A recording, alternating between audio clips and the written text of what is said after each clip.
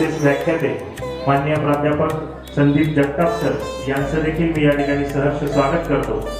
त्याचबरोबर माननीय शहाजीदादा सोमवंशी, माननीय सुरेश मामा कळमकर, प्राचार्य डॉक्टर विलास देशमुख सर या सर्वांचं या ठिकाणी मी सहर्ष स्वागत करतो।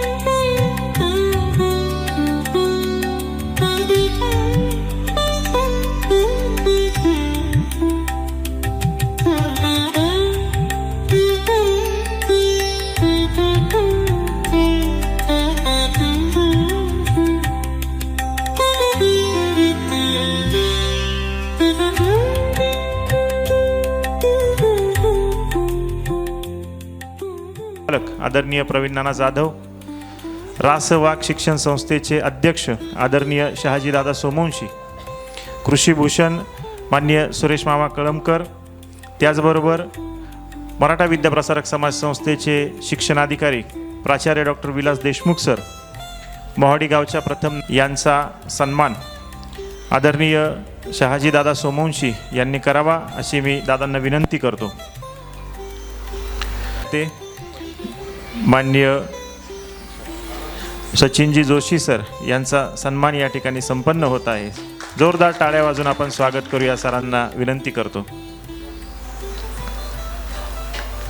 सरांचं जोरदार टाळ्या वाजून आपण या ठिकाणी स्वागत करूया। सरांच्या शेती मातीच्या अनेक कविता महाराष्ट्रभरामध्ये प्रसिद्ध झालेल्या आहेत। असं हे शेती मातेचे शिक्षणाधिकारी प्राचार्य डॉक्टर विलास देशमुख सर यांना मी विनंती करतो की त्यांनी प्रास्ताविक करावं। श्री अष्टबाहू गोपालकृष्ण देवस्थान आयोजित आणि कर्मयोगी कैलासवासी एकनाथ भाऊ जाधव फाउंडेशन संयोजित श्री गोपालकृष्ण प्रबोधन व्याख्यानमाला 2025 च्या निमित्ताने या ठिकाणी उपस्थित असणारे आजचे आपले प्रमुख व्याख्याते, आमचे मित्र आणि शिक्षण क्षेत्रातील एक मोठं नाव श्रीयुत सचिनजी जोशी सर, त्यांच्या समवेत असलेले आमचे मित्र नामवंत कवी, आपल्याच परिसरातील पंचक्रोशीतील प्राध्यापक संदीपजी जगताप, या ठिकाणी उपस्थित असणारे मराठा विद्याप्रसारक संस्थेचे संचालक आणि दिंडोरी कृषी उत्पन्न बाजार समितीचे संचालक आदरणीय प्रवीण नाना जाधव, रासवाक शिक्षण संस्थेचे अध्यक्ष आणि कादवा कारखान्याचे संचालक आमचे मार्गदर्शक आदरणीय शहाजीदादा सोमवंशी, आपल्या मोहाडी सोसायटीचे माजी चेअरमन आणि द्राक्ष बागायतदार संघाचे संचालक आदरणीय सुरेश मामा कळमकर, आपल्या मोहाडी गावच्या प्रथम नागरिक आशाताई लहांगे, उपसरपंच भाग्यश्रीताई जाधव आणि उपस्थित सर्व ज्येष्ठ श्रेष्ठ श्रोतृवर्ग, बंधू भगिनी, बालमित्रांनो, आज आपल्या व्याख्यानमालेचं तिसरं पुष्प यावेळी सचिनजी जोशी विषयाचं जे टायटल आहे ते विचार कसा करावा, व्हाया मोहन टू महात्मा। खूप मोठा गर्भितार्थ या सगळ्या प्रकारामध्ये, या सगळ्या टायटलमध्ये दडलेला आहे, माहिती असेल। पण त्याचं एक छोटंसंच उदाहरण मी प्रास्ताविकामध्ये देईल। स्वातंत्र्यपूर्व काळामध्ये जर आपण भारताचा आणि जगाचा विचार केला तर जगामध्ये अनेक असेल, या अनेक राष्ट्रांवर त्यांचं राज्य होतं आणि मग ते जसं त्या ठिकाणी ठरवतील तीच धोरणं असायची, त्या पद्धतीनेच प्रत्येकाला वागावं लागायचं। आफ्रिकासारख्या देशामध्ये तर काळा गोरा हा जो वाद आहे हा खूप मोठा होता।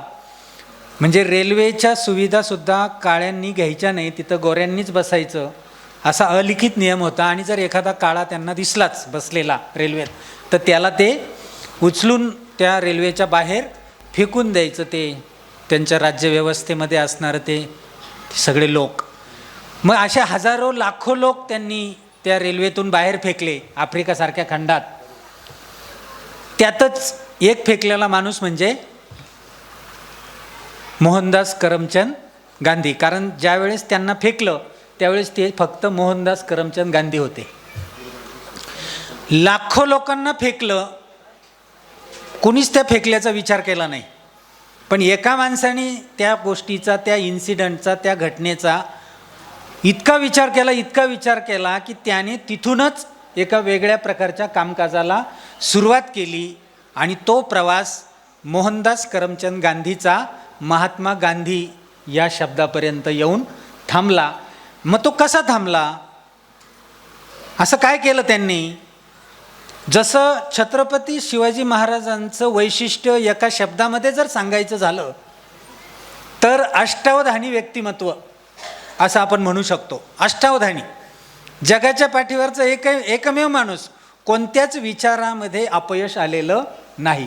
अष्टावधानी, जिथं नमतं घ्यायचं तिथं नमतं घ्यायचं, जिथे पुढे जायचं तिथे पुढे जायचं, असं सगळं.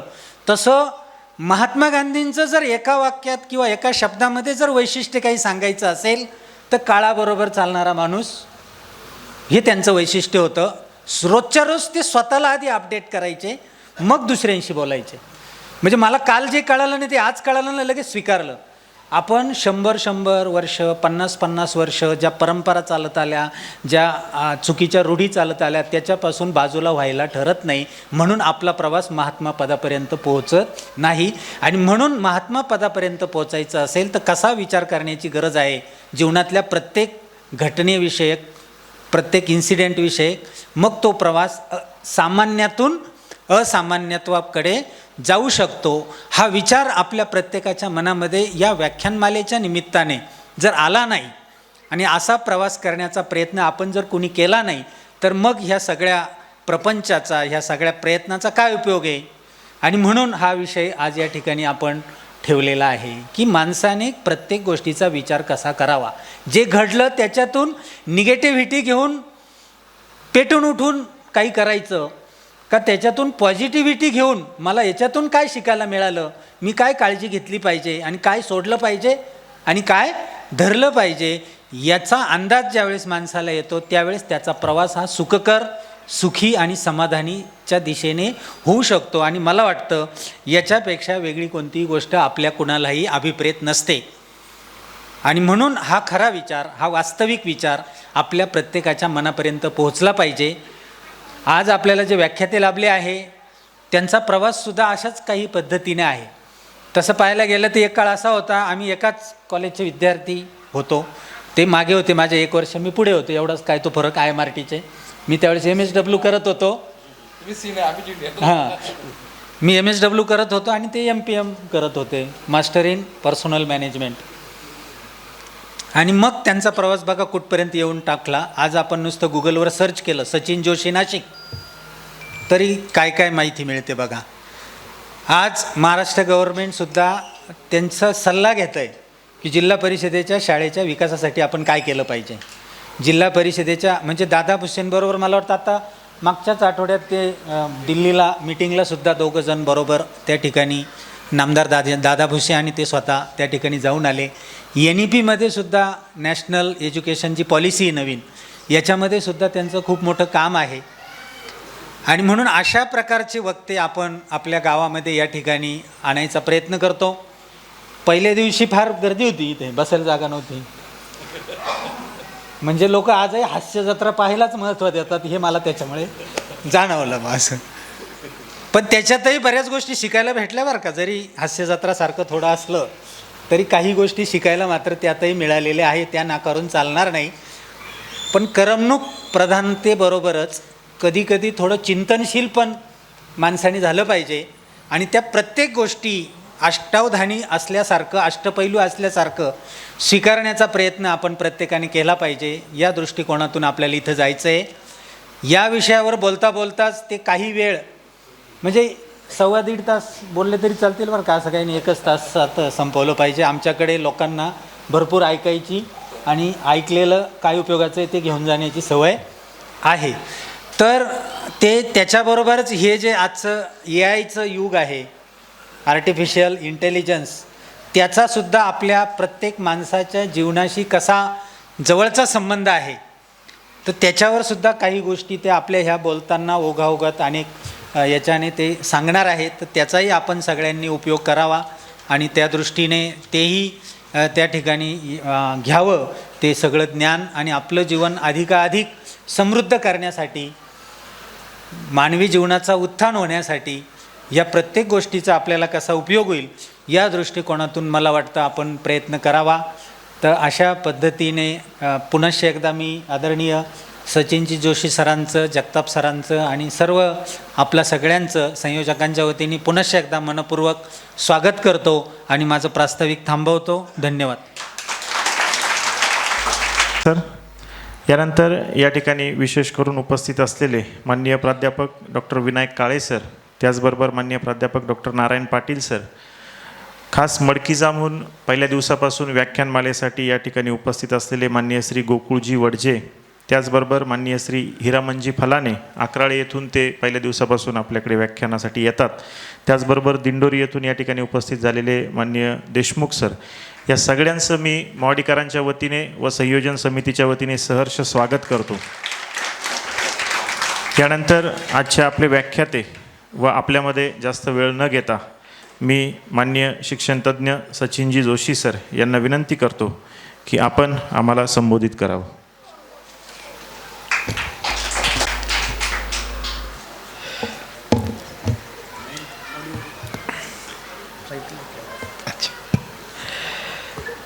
गेले 70 वर्ष जो ज्ञानयज्ञ इथे चालू आहे, अशी ही श्री अष्टभाऊ गोपालकृष्ण देवस्थान व कर्मयोगी कैलास वसे एकनाथ भाऊ जाधव फाउंडेशन आयोजित ही व्याख्यानमाला, श्री गोपालकृष्ण व्याख्यानमाला, तिथे मला इथं बोलवलं. मी दुसऱ्यांदा आलेलो आहे. जे काही ज्यांची स्मरणशक्ती चांगली असेल तर 10-11 वर्षापूर्वी तसं मी इथं एकदा येऊन गेलेलो आहे आणि तर चालू. पण 30 वर्षापासून ज्यांच्या हाती याचं नियोजन आहे आणि महाराष्ट्रामध्ये सामाजिक संस्थांचे व्यक्तिमत्व घडवण्यामध्ये ज्यांचा अतिशय चांगला हातभार आहे, असे आमचे मित्र. आणि आजचा विषयच मोहन टू महात्मा आहे आणि मोहन टू महात्मांचं अतिशय महत्त्वाचं वाक्य, be the change you wish to see in the world.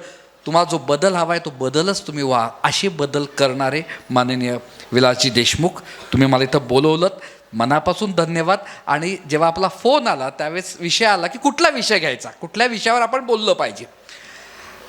सध्या AI वर मी बरंच काम करतो आहे. आता AI म्हटल्यानंतर इकडे आमच्या ज्या वयस्कर भगिनी आई आहेत, हे AI काय आहे, आई माहिती आहे, पण AI आई असं काही आहे का वगैरे. तर आर्टिफिशियल इंटेलिजन्स, तर तरुणांना मी तर सांगेल की आता IQची गरज नाही, बुद्धिमत्तेची गरज नाही. हां, पायथागोरस पाठ करण्याची, पाढे पाठ करण्याची याची काहीच गरज नसते आता. कारण की IQला म्हणजे बौद्धिक बुद्धिमत्तेला कोणी बदल केलेला आहे, कोणी रिप्लेस केलं आहे, ते म्हणजे AIने. मग म्हणायचं, मग शाळेत का बरं जाऊ मी, जर मला शिकायचं आहे म्हणजे गरजच नाही तर AI सगळं करणार असेल तर शाळेत का जायला पाहिजे. तर पुढे भविष्यात म्हणजे येत्या 5-10 वर्षात, जास्त नाही, 5-10 वर्षामध्ये कुठल्या बुद्धिमत्तेची गरज असणार आहे, तिचं नाव आहे भावनिक बुद्धिमत्ता, सामाजिक बुद्धिमत्ता. या 2 बुद्धिमत्ता ज्यांच्याकडे भरपूर, त्यांना नोकरी, व्यवसाय, कंपन्या, शेती सगळं जोरात जाणार आहे. मग मुद्दा येतो, भावनिक बुद्धिमत्ता शिकवणारे कोण आहेत, फार कमी जण आहेत. आणि मग त्यातून विषय निघाला की भावनिक बुद्धिमत्ता म्हणजे काय. तर आपण मनातल्या मनात गप्पा मारत असतो, विचार करत असतो, आत्ता इथेच चालू असेल किंवा पहिल्या दिवशी खूप हसवलं, आज काय आहे, किती वेळ बसायचं आहे, हे नेमके बोलले 1.5 तासाने, तर आत्ता काय तर नेटफ्लिक्सवर जीवर कुठला तरी कार्यक्रम चालू असेल, मला उठता येईल का, मी इथं साईडलाच बसायला पाहिजे होतं म्हणजे मला उठताना अडचण येणार नाही. असे जे मनात काहीतरी प्रश्न चालू असतील ना, जे मनातल्या गप्पा, या मनातल्या गप्पा कशा असल्या पाहिजे, आणि त्याच्यातूनच हा विषय निघाला. आपण विचार कसा केला पाहिजे, आणि विचार करत असताना आपल्याला एक लाईन लागणार आहे, कोणासारखं कसं कसं जायचं आहे. आणि म्हणून हा विषय निवडला आम्ही, विचार कसा करावा, मोहन टू महात्मा. आता तुम्ही म्हणाल की बाबा मोहन टू महात्मासारखा विषय काय घेतला, आता 155वी महात्मा गांधींची बर्थ ॲनिव्हर्सरी. म्हणजे इथं जो कोणी नकारात्मक विचार करणार असेल तो काहीच करत नाही. तसा जगातला सर्वात जास्त नकारात्मक निगेटिव्ह कुरकुर आहे की कोणाला त्याचे गप्पा ऐकायला आवडणार नाही, असा नकारात्मक विचार करणाऱ्या व्यक्तीचं नाव होतं मोहनदास करमचंद गांधी. मी सांगेल पुढे, तुमच्या वयात असताना किती आईकडे कुरकुर करायचा, बाबांकडे कुरकुर करायचा. त्याचं नाव काय? मोहनदास करमचंद गांधी. आणि जगातला सर्वात पॉझिटिव्ह विचार करणारा, ऑप्टिमिस्टिक, प्रचंड ऑप्टिमिस्टिक, त्याचं नाव आहे महात्मा गांधी. हा मोहनचा महात्मा होऊ शकतं हे अत्यंत आवश्यक आहे. महात्मा गांधी यांना जगातले सर्वात मोठे नेते म्हणून ॲक्सेप्ट का केलं? 20व्या शतकातील सर्वात प्रभावशाली व्यक्ती म्हणून टाइम्स मॅगझिनने त्यांचं नावाची घोषणा का केली? एकमेव कारण ते म्हणजे प्रामाणिकपणा. इन अँड आउट ही व्यक्ती प्रामाणिक. त्यामुळे तुम्ही माझे सत्ताचे प्रयोग हे पुस्तक जरूर वाचलं पाहिजे, कारण की जेवढा प्रामाणिकपणा तो बरोबर चालवतो. आम्ही उभं होतो त्यावेळेस, तर जे जुने लोक त्यांना माहिती असेल, पूर्वी आपल्याकडे कॅमेरा होता, त्याचं नाव होतं कोडॅक. माहिती आहे? कोडॅकचा रोल मिळायचा. किती रोल होते त्याच्यामध्ये? एका रोलमध्ये किती फोटो निघायचे? 36. 37वा निघाला तर अरे बापरे, लॉटरी लागली, आपण खुश व्हायचो. तर कोडॅक फिल्म हिचा टर्नओव्हर एका देशाच्या अर्थव्यवस्था एवढा होता. पण जेव्हा डिजिटल आलं, सगळ्यांनी सांगितलं बदला, चेंज करा, डिजिटल टेक्नॉलॉजी येत आहे, डिजिटल कॅमेरे येत आहेत, कोडॅक फिल्म काही बदलली नाही. आम्ही कोडॅक आहे, त्यातून शब्द काय आला ना, Kodak movement. Photo Kodak movement आहे यार, फोटो काढले ते खचॅक आहे की नाही, तो कोडॅक मुवमेंट. तर तुमचा जन्म नव्हता झाला, हा तुझा जन्म झाला असताना त्यावेळेस तुझ्या वडिलांनी काढला असेल कोडॅक मुवमेंट कदाचित, जर डिजिटल नसेल. ती कोडॅकची जी कंपनी आहे ती दिवाळखोर झाली, कारण की तिने स्वतःला बदलवलं नाही. जो बदलवत नाही ना, त्याचं नोकिया होतं, त्याचं कोडॅक होतं.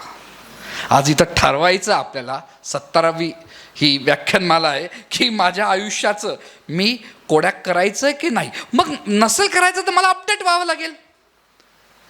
तायड्यानं तुम्ही सांगतात, खास करून तुमच्याकडे जास्त आहेत यंग याच्यामध्ये, नॉलेजचं वय काय? प्रत्येकाचं वय असतं. आता माझी 50 आहे, 51 आहे, प्रत्येकाचं. तिकडे 80 वर्षाचे आहेत, तुम्ही 10 वर्षाचे आहेत. पण ज्ञानाचं वय काय? कोणा माहिती ज्ञानाचं वय? ज्ञाना नावाचं व्यक्ती नाही बरं काय, नाही तर लागे आमचा गावातला ज्ञाना. नॉलेजचं वय काय? नॉलेजचं वय आता झालेलं आहे, 4 वर्षापूर्वी 6 वर्ष होतं, आता 1.5 वर्षावर. दीड म्हणजे काय? 1.5. म्हणजे दर 1.5 वर्षाने आपण जे शिकतो ते बदलतं आहे. पण तुमच्या शेतीत तर फारच बदलतं आहे, आणि आपण अजूनही जुन्या पद्धतीने काय करत असू, आपण घेऊ आपण त्याविषयी. तो इतका मोठा बदल होतोय, दर 1.5 वर्षाने मला अपडेट व्हायचं आहे. आणि त्यासाठी मी काय केलं पाहिजे, माझे विचार कसे बदलले पाहिजे, माझे स्किल कसे बदलले पाहिजे, त्या सर्वात महत्त्वाचे माझा ॲटिट्यूड, माझे विचार. त्यासाठी माझं व्यक्तिमत्व मला बदलवलं पाहिजे. सो आपण एक 40 मिनटं माझं स्वतःचं आपलं व्यक्तिमत्व बदलण्यासाठी मनात काय विचार असले पाहिजे, जे आपल्या एक आदर्श आपण ठेवू शकतो, त्यावर बोलू. आणि त्यानंतर जसं मला यांनी सांगितलं आहे की जे नवीन आलेलं तंत्रज्ञान आहे, आर्टिफिशियल इंटेलिजन्स, याच्यावर आपण छान गप्पा मारू. तुम्ही पण बोला, मी पण बोलेल. असंच जसं मी एक भाषण देतो आहे, असंच जसं मी हे मंदिरात भाषण देतो, तसं एक चर्चमध्ये भाषण चालू होतं. बॉबी रिचर्ड नावाचा एक व्यक्ती होता आणि तो ते भाषण देत होता. बॉबी रिचर्ड नावाचा व्यक्ती 1963ची गोष्ट आहे. तो भाषण देत असताना प्रत्येक व्यक्तीला विचारत होता, तुला बाळा पण मोठ्यापणी काय व्हायचं, तू मोठ्यापणी काय करणार आहे, तुला काय व्हायचं आहे. प्रत्येकाचा टार्गेट गोल विचारत होता. तेव्हा 128 किलो वजनाची जाडी बाई, विचार करा 128 किलो वजनाची जाडी बाई कशी असेल. ती ठबक ठबक करत करत करत ती स्टेजवर आली. ती एवढी जाडी बाई म्हणाली बॉबी रिचर्डला की मला विम्बल्डनचं स्टार व्हायचं आहे. विम्बल्डन माहिती काय? कोणाला माहिती आहे? हां, टेनिस. Very good. सो विम्बल्डनचं स्टार व्हायचं आहे. बॉबी रिचर्डने तिला खालतून वरतून पाहिलं, म्हणे बा तू एवढी तास मेहनत घेतली, म्हणे तू हातात रॅकेट बॅट घेतली का? म्हणे नाही, पण येत्या 5 वर्षाच्या आत मला व्हायचं आहे. आणि बरोबर 5 वर्षांनी बॉबी रिचर्डच्या घरी एक पत्र आलं, एक विमानाचं तिकीट होतं. त्या काळ जगामध्ये सर्वात महागडा गेम बघण्याचं तिकीट कुठलं असेल ते म्हणजे विम्बल्डनचं. त्याच्यापुढे कुठलाच गेमचं नाही, तुझ्या IPLचं पण नाही. सो विम्बल्डनचा मॅच बघायला गेल्यानंतर जी मुलगी जिंकली ती बॉबी रिचर्डकडे आली आणि म्हणाली की सर तुम्ही मला ओळखलं का? म्हणजे मी तीच मुलगी आहे, 128 किलो वजनाची जाडेबाई, आज मी विम्बल्डन जिंकलेली आहे. तिचं नाव होतं बिली जियांग किंग. बिली जियांग किंग हिने तिच्या इच्छाशक्तीवर, तिच्या विल पॉवरवर स्वतःमध्ये बदल केला. तो बदल आज आपण जर ठरवलं तर आपण नक्कीच करू शकतो.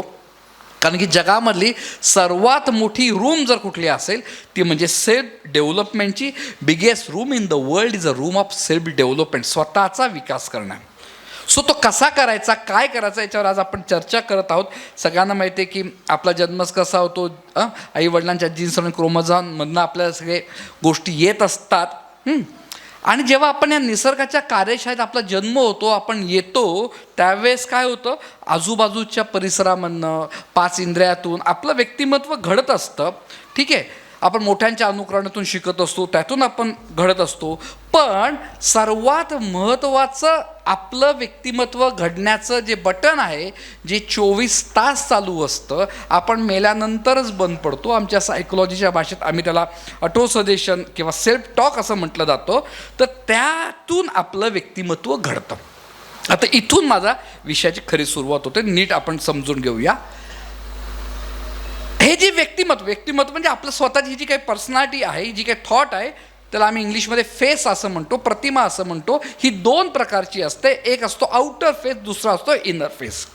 आउटर फेस म्हणजे काय, आता नीट बघा. म्हणजे मी माझं व्यक्तिमत्व, माझं म्हणजे माझं स्वतःचं नाही, तुमचं. आता मी माझं व्यक्तिमत्व दुसऱ्यांच्या सांगण्यानुसार ठरवतो, दुसऱ्यांच्या म्हणण्यानुसार ठरवतो. दुसरे जसे बोलतील तसं मी स्वतःला समजतो, त्यांच्या चष्म्यातून जसा मी असेल तसं मी स्वतःला समजतो. तर मी माझं व्यक्तिमत्व हे आउटर फेस आहे असं मी म्हणेल. म्हणजे लोक जसे म्हणतील तसं स्वतःला मी म्हणत असतो. मला समोरची लोक चांगलं म्हणत असतील तर मी चांगला आहे, समोरच्या बोलण्यातून मी चांगला आहे तर मी चांगला आहे, त्यांच्या चष्म्यातून मी चांगला आहे तर मी चांगला आहे. कारण की मित्रांनो, माझं एक वाक्य आयुष्यभर लक्षात ठेवा, मी स्वतःला आतून जसा समजतो तसाच मी एकतर असतो किंवा तसाच दिवसेंदिवस घडत जातो. मी पुन्हा सांगतो, आपण स्वतःला आतून जसे समजतो तसेच आपण एकतर असतो किंवा तसेच दिवसेंदिवस घडत जातो. कारण की आपला प्रत्येक विचार आपलं भविष्य घडवत असतो. मग समजा समोरची माणसं, आजूबाजूची माणसं, तुमचे नातेवाईक, तुमचा समाज, तुमचं गाव, ज्या लोकांना तुम्ही भेटतात, समोरची माणसं जर तुम्हाला वाईट बोलत असतील, त्यांच्या म्हणण्यानुसार वाईट आहे, त्यांच्या सांगण्यानुसार वाईट आहे, त्यांच्या पद्धतीनुसार वाईट आहे, तर तुम्ही स्वतःला वाईटच समजेल. कारण की तुमचा आउटर फेस, बाह्य प्रतिमा ही स्ट्रॉंग आहे, ताकदवान आहे. बाह्य प्रतिमा म्हणजे काय, लोक जसे मला स्वतःबद्दल समजतील तसं मी घडतो. आणि आत्ताच तुम्हाला सांगितलं, मी जसा विचार करतो मी तसाच घडतो. म्हणजे लोक जसे बोलतील तसं मी घडतो आहे. आणि हे सर्वात डेंजर आहे. आणि माझं व्यक्तिमत्व हे कसं असलं पाहिजे हे मी ठरवलं पाहिजे. निगेटिव्ह प्रोग्रामिंग करण्यात काय अर्थ आहे? कारण आपल्या समाजामध्ये फावल्या वेळाचा उद्योग चालतो. कुठल्या हा फावल्या वेळाचा उद्योग? 10 माणसं एकत्र आली, जी माणसाने त्यांच्याबद्दल वाईट बोलायचं, असं आपल्याकडे तर कट्ट्यावर राजकारण चालतं आहे की नाही. 10 पैकी 5 निघून गेली, ती 5 जण जे निघून गेले त्यांच्याबद्दल वाईट बोलतील. 5 पैकी 3 निघून गेल्या, 3 बायका निघून गेल्या, 2 बायका राहिल्या असतील तर 2 बायका त्या 3 बायकांबद्दल वाईट बोलतील, 3 स्वतःला खूप वगैरे वगैरे वगैरे. आणि 2 बायका शिल्लक राहिल्या असतील, एक इकडच्या दिशेने निघून गेली, एक इकडच्या दिशेने निघून गेली, ती मनातल्या मनात वाईट म्हणेल, ती स्वतःला खूप शहाणी समजते, ती सुद्धा ब्ला ब्ला ब्ला वगैरे वगैरे वगैरे. म्हणजे आपल्या समाजात सातत्याने दुसऱ्यांबद्दल वाईटच बोललं जातं. अशा समाजामध्ये जर तुमचा आउटर फेस स्ट्रॉंग असेल तर तुमचं व्यक्तिमत्व निगेटिव्ह घडतं. उदाहरणार्थ, एकदम छोटं बाळ आहे, एकदम 1 वर्षाचं बाळ आहे, 1.5 वर्षाचं बाळ आहे, ते चड्डी न घालता इथं आलं तर आपण काय म्हणतो, ए वेड्या चड्डी घाल, नाही तर काय लोक काय म्हणतील, आहे की नाही. आपण डायरेक्ट लोकांवर जातो, लोक काय म्हणतील. संध्याकाळची पोरगी, वयात आलेली मुलगी संध्याकाळी 7ची 7:30 वाजता घरी उशिरा आली की आई काय म्हणते, ए वेडी, हे यायची काही वेळ झाली का? लोक काय म्हणतील? रात्रभर आली नाही, आम्हाला नाही फरक पडत, लोक काय म्हणतील. आणि त्यातल्यात अख्ख्या स्त्रियांचं संपूर्ण आयुष्य लोक काय म्हणतील याने अक्षरशः करकचून बांधलेलं असतं. त्यामुळे आपण आपलं व्यक्तिमत्व कधीच आपल्या नजरेतून बघत नाही, आपण दुसऱ्यांच्या नजरेतून पाहत असतो. दुसरे माझ्याबद्दल काय म्हणतील. परिणाम काय होतो, जेव्हा आपण लोकांच्या नजरेतून स्वतःला पाहतो त्यावेळेस आपण स्वतःला नकारात्मकच पाहतो, निगेटिव्हच पाहतो. साधा प्रयोग करून बघा, आम्ही कॉलेजला हे करायचो वेळात काढण्यासाठी, माहिती आहे. एखादा कोण आला ना, हे खरे चेहरा बरं नाही का, हां बरं आहे, पुढे दुसरं बरं नाही वाटत आहे का, ताप आहे का, चौथ्या ह्याच्यात त्याला ताप बीप घाम इतका येईल की त्याला घरी ॲडमिट करावं लागेल. आम्ही असे कॉलेजला खूप प्रयोग केले कोणाला वेळात काढायचं असेल. कारण की सायकोलॉजीचा नियम आहे, लोक जसे म्हणतील स्वतःला मान्य करा, तुम्ही तसेच आहात. आणि लोक मला सांगा चांगलं बोलतं तुमच्याबद्दल, खबरदार असं कोणी बोललं तर नाहीच. हा कसा वाईट आहे, तो कसा वाईट आहे, हा कसा राजकारण करतो, तो कसा काय करतो, आणि त्याने काय की ते चालू असतं.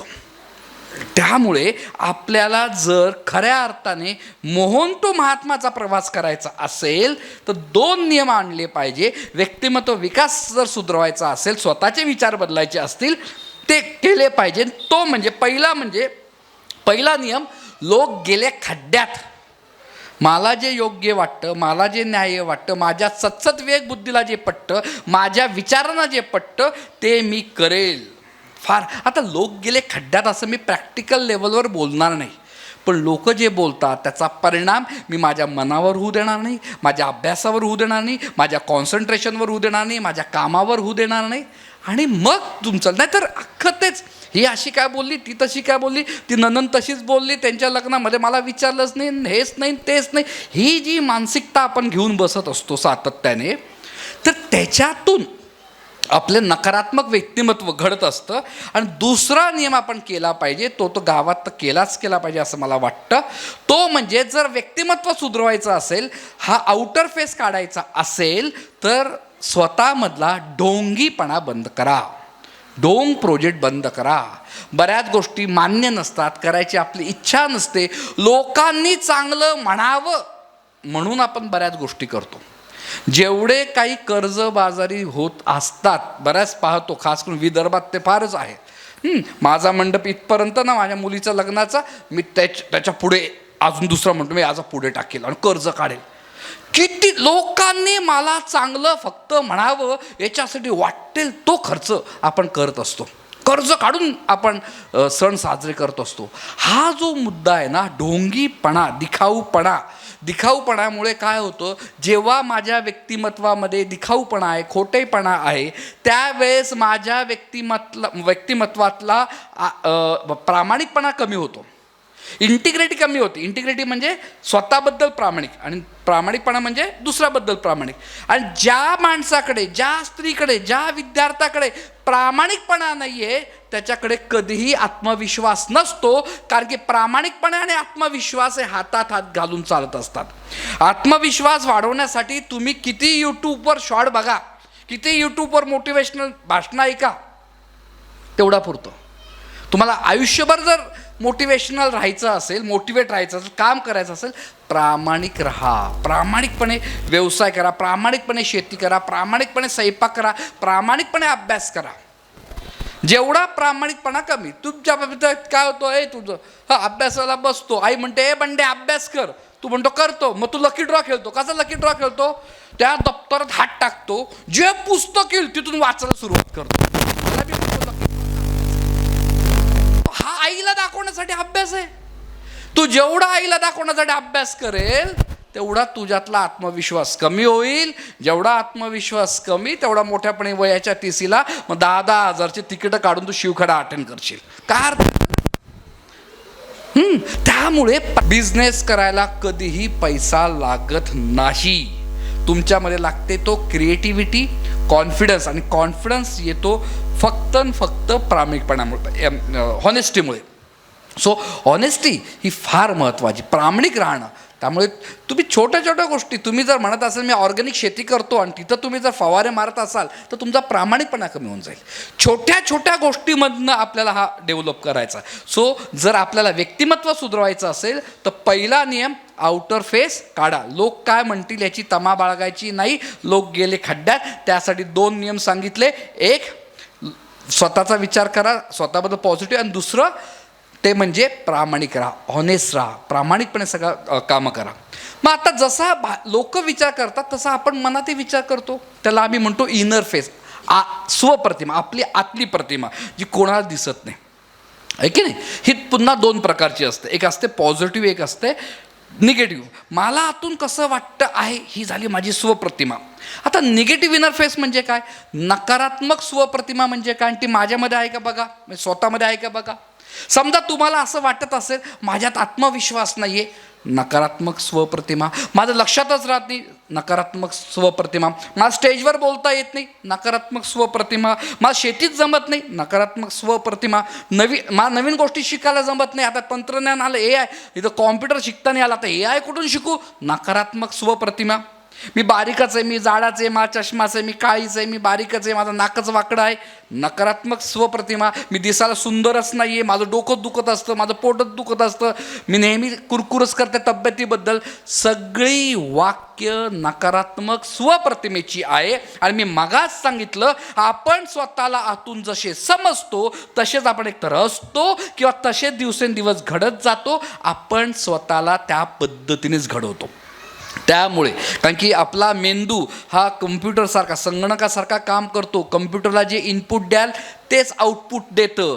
तुम्ही तुमच्या मेंदूला काय इनपुट देताय, तुम्ही तुमच्या मेंदूला मनातून ज्या गप्पा मारतायत, निगेटिव्ह विचारसरणीचे वाक्य देत असतील तर तुम्ही निगेटिव्हच विचार करत आहात. त्यामुळे निगेटिव्ह थॉट प्रोसेस ही तुमची सर्वात डेंजर आहे. सो पहिलं काम काय करायचं आहे, निगेटिव्ह विचार मनात आला की नाही, त्या दिवशी 70 वर्षात झालेल्या असलेल्या व्याख्यानमालेमध्ये मी बसलो होतो, मोहाडीमध्ये बसलो होतो. तिथं सचिन जोशींनी सांगितलं की मनामध्ये नकारात्मक विचार येऊ द्यायचे नाही, आले की लगेच पॉझिटिव्हमध्ये कन्वर्ट करायचे, बदलायचे. Transfer your negative point into positive point.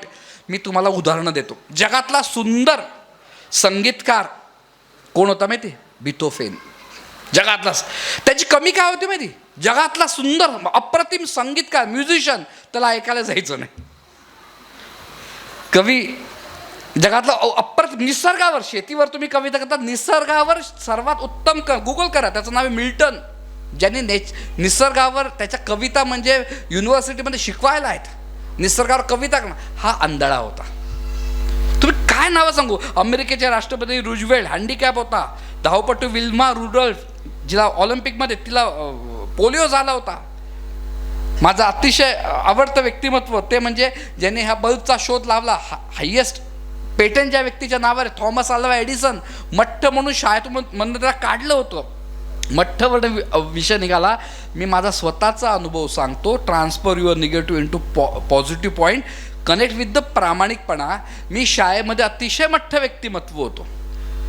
7वीला कोण आहेत, हां, मला 7वीला गणितात 0 मार्क पडलेले होते.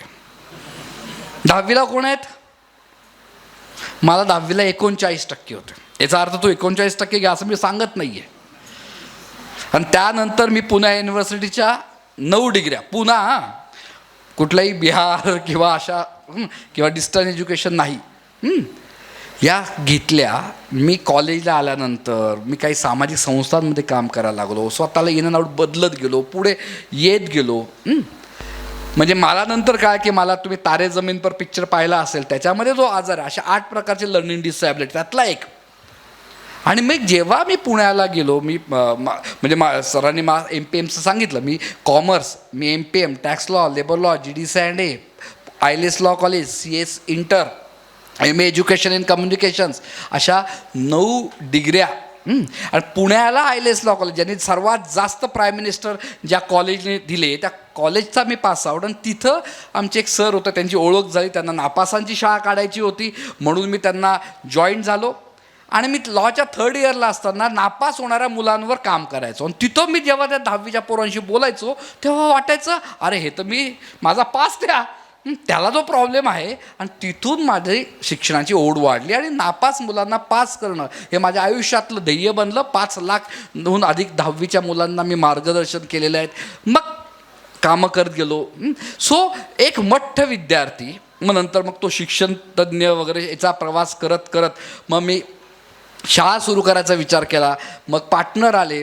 आपण प्रामाणिकपणे काम केलं, पण पार्टनरने फसवलं. पण आपण चांगलं राहायला पाहिजे. आणि जर आपण प्रामाणिक काम करत असू तर माझ्या खिशात 1 रुपया नव्हता. स्वाभिमानी व्यक्ती, आता इथं दिंडुरीचा विषय निघाला आहे म्हणून सांगतो, किंवा इंटरकास्ट कसं काय मॅरेज झालं त्या याच्यामध्ये. तर आम्ही कॉलेजला असताना आम्ही हुंडाबळी, जाती तोडो भारत जोडो अशा सगळ्या सामाजिक संस्थेत काम केलं. त्यामुळे ठरवलं होतं की आपल्या जातीचे करायचे नाही, कारण की आम्ही शब्दात तशा घेतला. सामाजिक संस्थेमधून आलेले व्यक्ती हुंडाबळीसारखे. त्यामुळे तुम्हाला माहीत आता इथं काय काय आपल्या पाटील की हुंडा किती देतो, पण 1 रुपया घ्यायचा या विचारसरणीतून आलेला गोष्टी. आणि मग त्यावेळेस जेव्हा आम्ही इंटरकास्ट मॅरेज केलं, पुढे आम्ही आलो आणि जेव्हा शाळा सुरू करायची वेळ, शाळा ऑलरेडी सुरू होती, त्यावेळेस जेव्हा मोठी शाळेला फंड नव्हता, तर शाळेतले 70 पालक जे सिनियर KGतून पहिलीच जाणार होते, त्यांनी एक बंद पडलेलं मॅरेज हॉल शोधलं. त्यांनी 10वीपर्यंतच्या फीज भरल्या आणि त्या शाळेतल्या 70 पालकांनी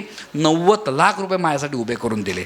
प्रामाणिकपणा जर असेल, तुम्ही प्रामाणिक काम. मग त्यानंतर मी माझं घर गहाण ठेवलं वगैरे वगैरे. आणि मग त्याचा तो इतिहास आहे. मग 2 शाळा, आज दोन्ही शाळा, आज माझ्या या शाळेला तर मुख्यमंत्रीने संपूर्ण बेस्ट शाळेचा प्रवास दिला पासून. तर प्रामाणिकपणा जर तुमच्याकडे असेल तर लोक तुमच्यासोबत उभे राहतात. जर प्रामाणिकपणा असेल तर.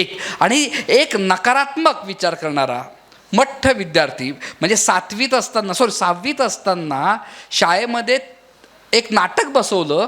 नाटकामध्ये 3 पात्र होते. एक होतं साहेबाचा रोल, एक रोल होता धोबीचा, आणि तिसरं होतं धोबीचं गाढव. 2 रोल झाले, तिसरा रोल करायला तयार नाही. कोण गाढवाचा रोल कोणी करेल का? गाढवाचा आवाज काढणं. त्यावेळेस शाळेतल्या बाई, आता बाई का म्हणतं मला अजून कळत नाही, आता मी सध्या ते बदलतोय, ताई आणि दादा आणतोय जिल्हा परिषदमध्ये. पण त्यावेळेसच्या बाई म्हणायला उठल्या आणि म्हणाल्या की वर्गातला जो गाढव पोरगा असेल ना, तो गाढवाचा रोल करेल. आणि सगळ्यांनी माझ्याकडे बोटं दाखवले. आणि माझ्या आयुष्यातला पहिला रोल काय सर? गाढवाचा आवाज काढणे.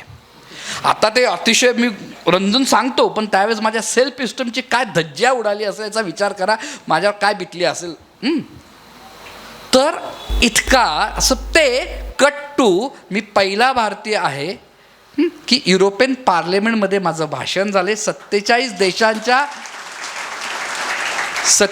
देशांच्या प्राईम मिनिस्टरने माझं 17 मिनिटाचं, कुठल्याही देशाची लोकशाही टिकवायची असेल तर शिक्षणाचं काय महत्त्व आहे. आणि माझा एज्युकेशन ऑन व्हीलचा, मी 19,000 झोपडपट्टीतील मुलांना मेनस्ट्रीममध्ये आणलेले, नापास होणाऱ्या मुलांना वाचवलेलं आहे. तो प्रयोग तिकडे वापरला गेला. सो सांगायचा मुद्दा आहे की ट्रान्सफर हे का झालं?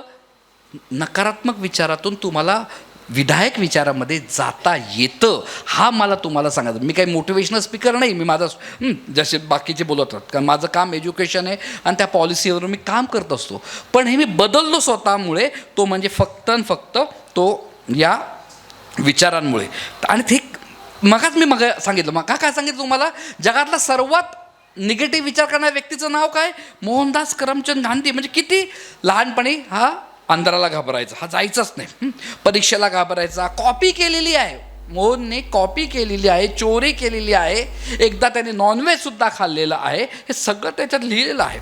इतका म्हणजे त्या आयुष्यातली पहिली केस कोर्टातली, आणि असे सगळे लोक पाहिल्यानं त्याला चक्कर आली आणि मग ते पडले. म्हणजे आयुष्यातली पहिली केससुद्धा जो लढू शकला नाही आणि जगातला उत्तम वक्ता म्हणून एंडला तो आला. हे गुण शिकले पाहिजे. हे कोणी शिकवत नाही. आणि आजकालचं सरकार असल्यामुळे तर कोणी शिकवत नाही. त्यामुळे आपल्याला माहिती पाहिजे की नकारात्मकतून पॉझिटिव्हिटी आपकडे आपण कसं जायला पाहिजे. त्यामुळे तुम्ही तुमच्या नकारात्मक विचारांवर काम करा. मनात नकारात्मक विचार आले की पॉझिटिव्ह विचार करा. मग प्रश्न येतो, सगळे सांगतात पॉझिटिव्ह विचार करा, पॉझिटिव्ह विचार करा, पॉझिटिव्ह विचार करा. बाबा पण सांगतात, घरचे पण सांगतात, शिक्षक पण सांगतात, पण नक्की कसं करायचं? हां, माझं ब्लड ग्रुप बी पॉझिटिव्ह आहे म्हणजे मी तसं आहे का? तर नाही. पॉझिटिव्ह विचार करणं म्हणजे काय? Positive inner face. आता नीट समजून घ्या. मनात आता मनात कसा विचार करायचा नाही हे शिकलो. आता मनातल्या गप्पा आपण रोज कशा मारायच्या आहेत ते आपण जरा शिकून घेऊया. आणि ते म्हणजे मला जर असं वाटत असेल, मला म्हणजे तुम्हाला, मी एक महत्त्वाची व्यक्ती आहे, I am a important person, तर हा झाला माझ्या व्यक्तिमत्वातला पॉझिटिव्ह इनर फेस. इथं सगळ्यांना असं वाटलं, प्रत्येकाला असं वाटलं पाहिजे की मी एक महत्त्वाची व्यक्ती, इथं नाही म्हटलं तरी 250-300 जणात आपण आहोत, प्रत्येकाला असं वाटलं पाहिजे मी एक महत्त्वाची व्यक्ती आहे. कारण की हा निसर्ग, या निसर्गामध्ये जे जे दुर्मिळ असतं, जे जे एक आहे ते दुर्मिळ आहे, जे दुर्मिळ आहे ते मौल्यवान आहे की नाही. निसर्गामध्ये ज्या गोष्टी रेअर असतात, दुर्मिळ असतात, त्याला मौल्यवान म्हटलं जातं. मग या निसर्गामध्ये दगडं खूप कॉमन मिळतात, पण हिरा क्वचित मिळतो आहे की नाही, तो म्हणून तो मौल्यवान आहे. मग या निसर्गामध्ये जे एक आहे ते दुर्मिळ आहे, जे दुर्मिळ आहे ते मौल्यवान आहे. अरे मग या निसर्गामध्ये एकच विलास देशमुख आहे, एकच नाना आहे, एकच संदीपजी आहे, एकच सचिन जोशी आहे. जे एक आहे ते दुर्मिळ आहे, जे दुर्मिळ आहे ते मौल्यवान आहे. तुमच्यासारखा मास्टरपीस या जगामध्ये शोधून सापडणार नाही. त्यामुळे तुम्हाला मनापासून आतून असं वाटलं पाहिजे की मी एक महत्त्वाची व्यक्ती आहे, तुम्ही युनिक आहात, वेगळे आहात. म्हणून तर तुमचं ते थंब घेतलं जातं, थंबवरचं अंगठा, काही या जगामध्ये अंगठाचे ठसे शोधून जगात कोणाला सापडणार नाही.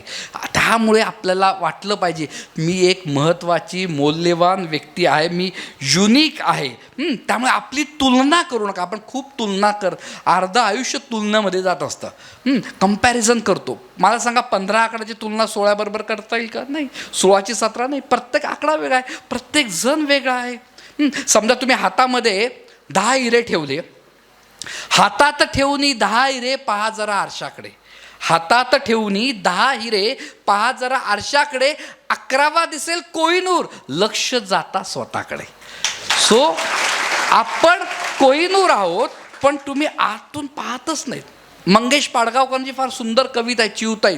ते माझ्या शाळेत येऊन गेले 15 वर्षापूर्वीची घटना आहे, एज्युकेशन ऑन व्हीलच्या कार्यक्रमाला.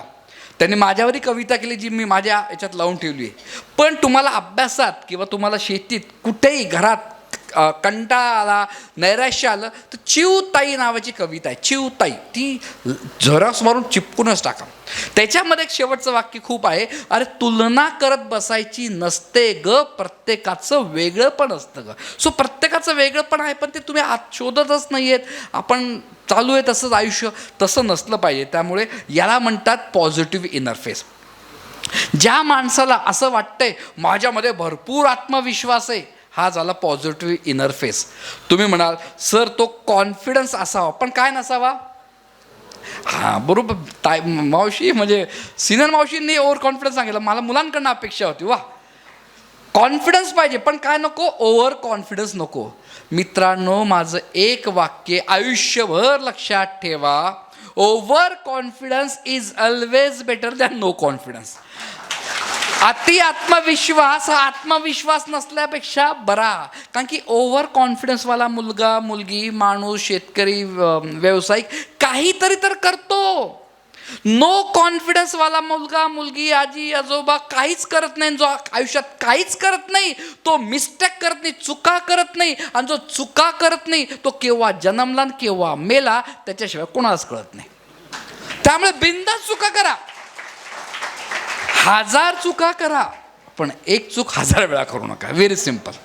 1000 चुका करा, पण एक चूक 1000 वेळा करू नका. आणि त्यासाठी तुम्हाला स्वतःमध्ये ते एक इकोसिस्टीम आणणं अत्यंत आवश्यक आहे. अरे मी हा प्रयोग करून पाहिला, अरे हा शेतीत मी प्रयोग करून पाहिला, अरे मी सोयाबीन लावून पाहिलं, इथं आलं नाही, अरे द्राक्ष नवीन पद्धतीने इटलीच्या पद्धतीने लावलं. असं प्रयोग करा, त्या प्रयोगाचे स्टॅटिस्टिक लिहा, त्याचे मुद्दे लिहा की मी असं केल्यानंतर असं झालेलं आहे आणि त्याच्यातून काय चुका झालेल्या आहेत, आता हे पुन्हा होणार नाही आहे. या पद्धतीची मानसिकता निर्माण करणं म्हणजे over confidence is always better than no confidence. याला म्हणतात पॉझिटिव्ह विचार करणं, याला म्हणतात सकारात्मक विचार करणं.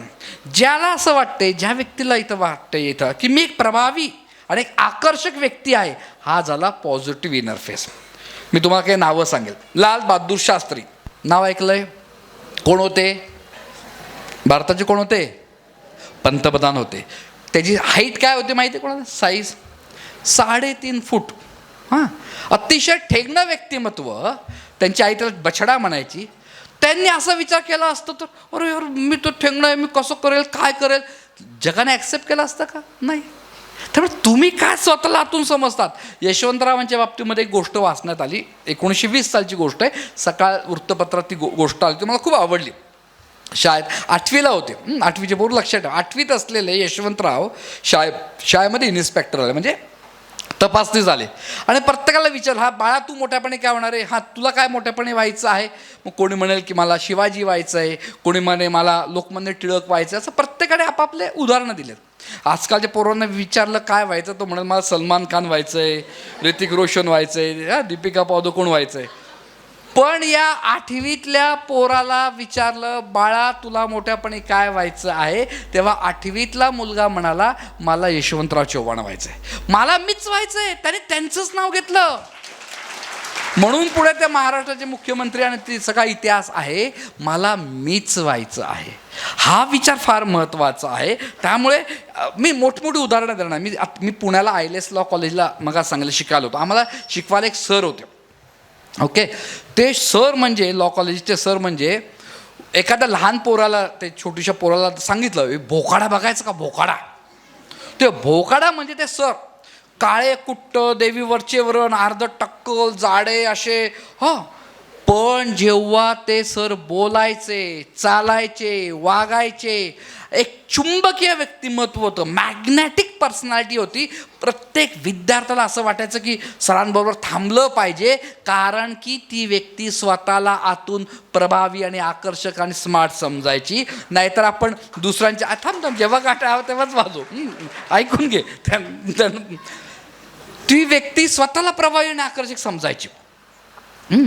तर नाही तर आपण काही लोकांच्या बाबतीत म्हणतो ना, हा बस गोरा गोमटा आहे, हां निसर्गाने सगळं सौंदर्य दिलेलं आहे, पण नाकावर जर माशी बसली तर ती सुद्धा हलवता येणार नाही, इतकं लेंबलट आणि इतकं बावळट आहे की त्याबद्दल काहीच आकर्षण वाटत नाही. त्यामुळे तुमच्या मनातला विचार काय आहे, तुमचं इन्फिनिटी कॉम्प्लेक्स. कितीतरी गावातल्या मुली, मी पुण्याला शिकायला होतो, गावाकडची मुलं याची इन्फिनिटी कॉम्प्लेक्स इतका, मी दिसायला चांगलंच नाही, मी गावाकडनं चालू आहे, मी गावंडळच आहे, मला धड बोलताच येत नाही, माझा बोलण्याचा टोनच तसा नाही आहे. हे सगळी वाक्य निगेटिव्ह आहेत. तुम्ही कितीही ब्युटी पार्लरमध्ये जा, पण मनात विचार आहे माझं नाकच वाकडं आहे, मी बारीकच आहे, हेच आहे, मग असं तर तो तसंच होणार आहे. आजपासून तुम्ही 7 दिवस सांगा मी छान दिसते, आजी आजोबा मस्त, तर तुमच्या चेहऱ्यावर असं ते तेज दिसेल, ते छान वाटेल. त्यामुळे आपल्याला त्या गोष्टी, तुम्ही सगळे बाबा बुवा येतात तो एक वेगळा विषय, पण जे येतात त्यांच्या चेहऱ्यावर काय असतं, जो पॉझिटिव्ह विचार करतो त्यांच्या चेहऱ्यावर तेज असतं. ते काही रॉकेट सायन्स नाही आहे, हे एवढ्या वेळा असं करा मग तसं करा, काहीच नाही आहे. जस्ट थिंक, स्वतःबद्दल चांगला विचार करा. हे जे निसर्गाने मला जे शरीर दिलं आहे छान आहे, मी आनंदी आहे, माझं जे काही मला शरीर मिळालेलं आहे ते त्या पद्धतीने. गांधींचंच उदाहरण घ्या ना, गांधी कुठे दिसायला चांगले होते, फक्त पंचा असायचा.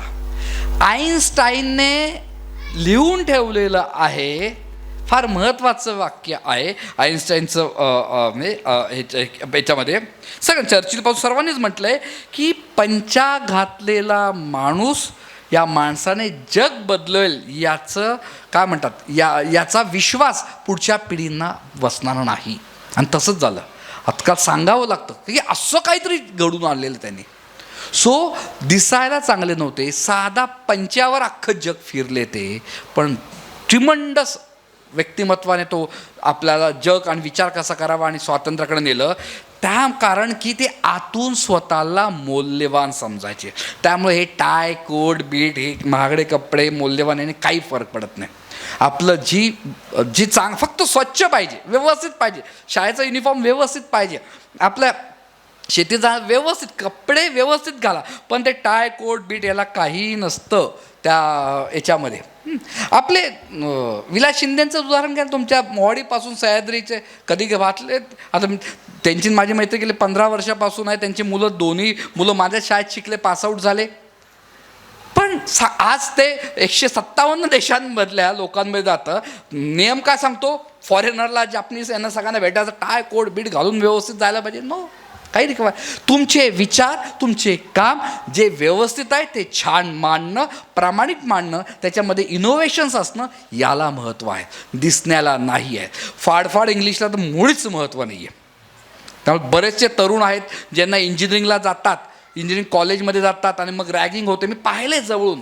अजिबात या गोष्टींचा तुम्ही विचार करू नका. स्वतःला, व्यक्तिमत्वाला मौल्यवान समजा, तुमच्यातला इन्फेरिटी कॉम्प्लेक्स काढा, तर तुम्ही पुढे जाल. इन्फेरिटी कॉम्प्लेक्स कळतो ना, हे ना उगाच अपराधीपणाचं वाटणं, ते तसं नसलं पाहिजे.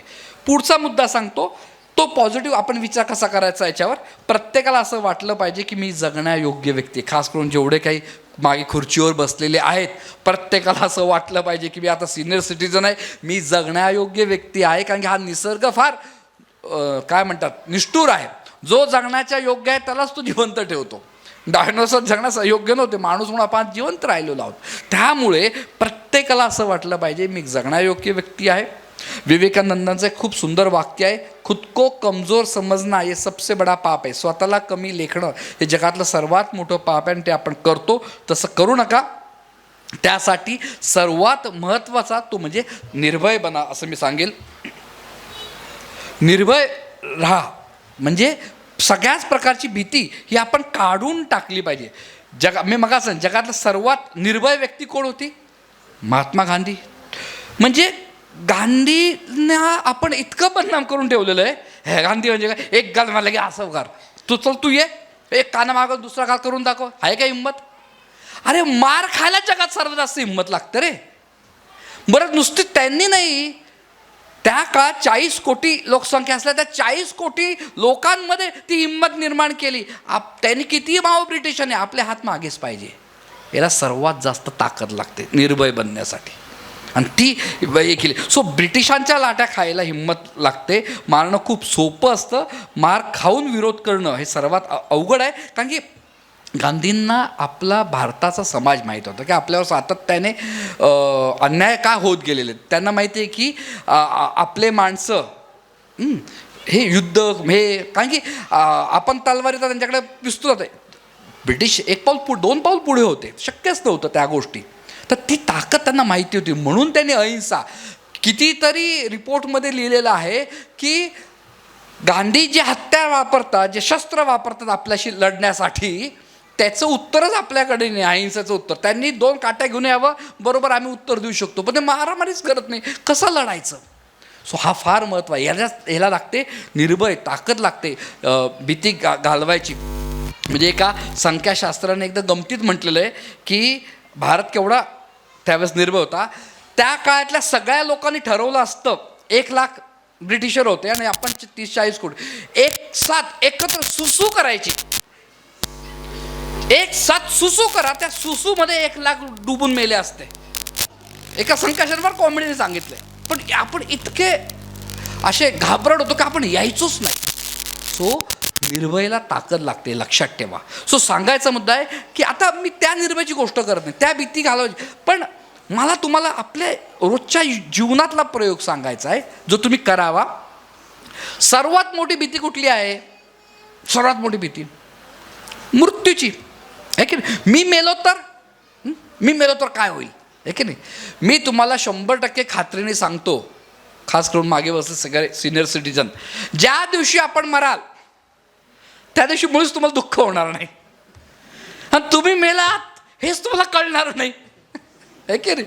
त्यामुळे सगळ्याच प्रकारची आपण भीती काढली पाहिजे. एनिवेज मला त्याच्यावर जायचं नाही. मला जायचं आहे ते म्हणजे भीती घालवण्याचा एक रामबाण उपाय आहे माझ्याकडे. पण त्याचा अट आहे, तुम्ही कराल का? खास करून तरुणांना सांगतोय, इम्प्लिमेंट कराल. भीती घालवण्याचा रामबाण उपाय. कुठली भीती? ज्या गोष्टीला घाबरण्याची गरज नसते त्याच्याबद्दल बोलतोय. मला कॉलेजला असताना माझ्या एका मित्राने सांगितला. त्याला विचारलं तुला कोणी सांगितला? तो म्हणे माझ्या दूरच्या नातेवाईकाने सांगितला. म्हटलं तुझी गेली का भीती? हो. तो नियम असा आहे, फार सोपा नियम आहे, ज्या गोष्टीची भीती वाटते ती गोष्ट मुद्दाम करा. काय नियम आहे? ज्या गोष्टीची भीती वाटते ती गोष्ट मुद्दाम करा. आता मी त्याला विचारलं तुला कोणाची भीती होती? तो म्हणे मला माझ्या वडिलांचीच भीती होती म्हणे. हां, मी म्हणायचं मग गेली का भीती? हो म्हणे. मी मुद्दाहून वडिलांसमोर जायचो, वडील माझे काय रे? मग तोंडाचं काहीच नाही, निघून यायचा. असं त्याची भीती गेली.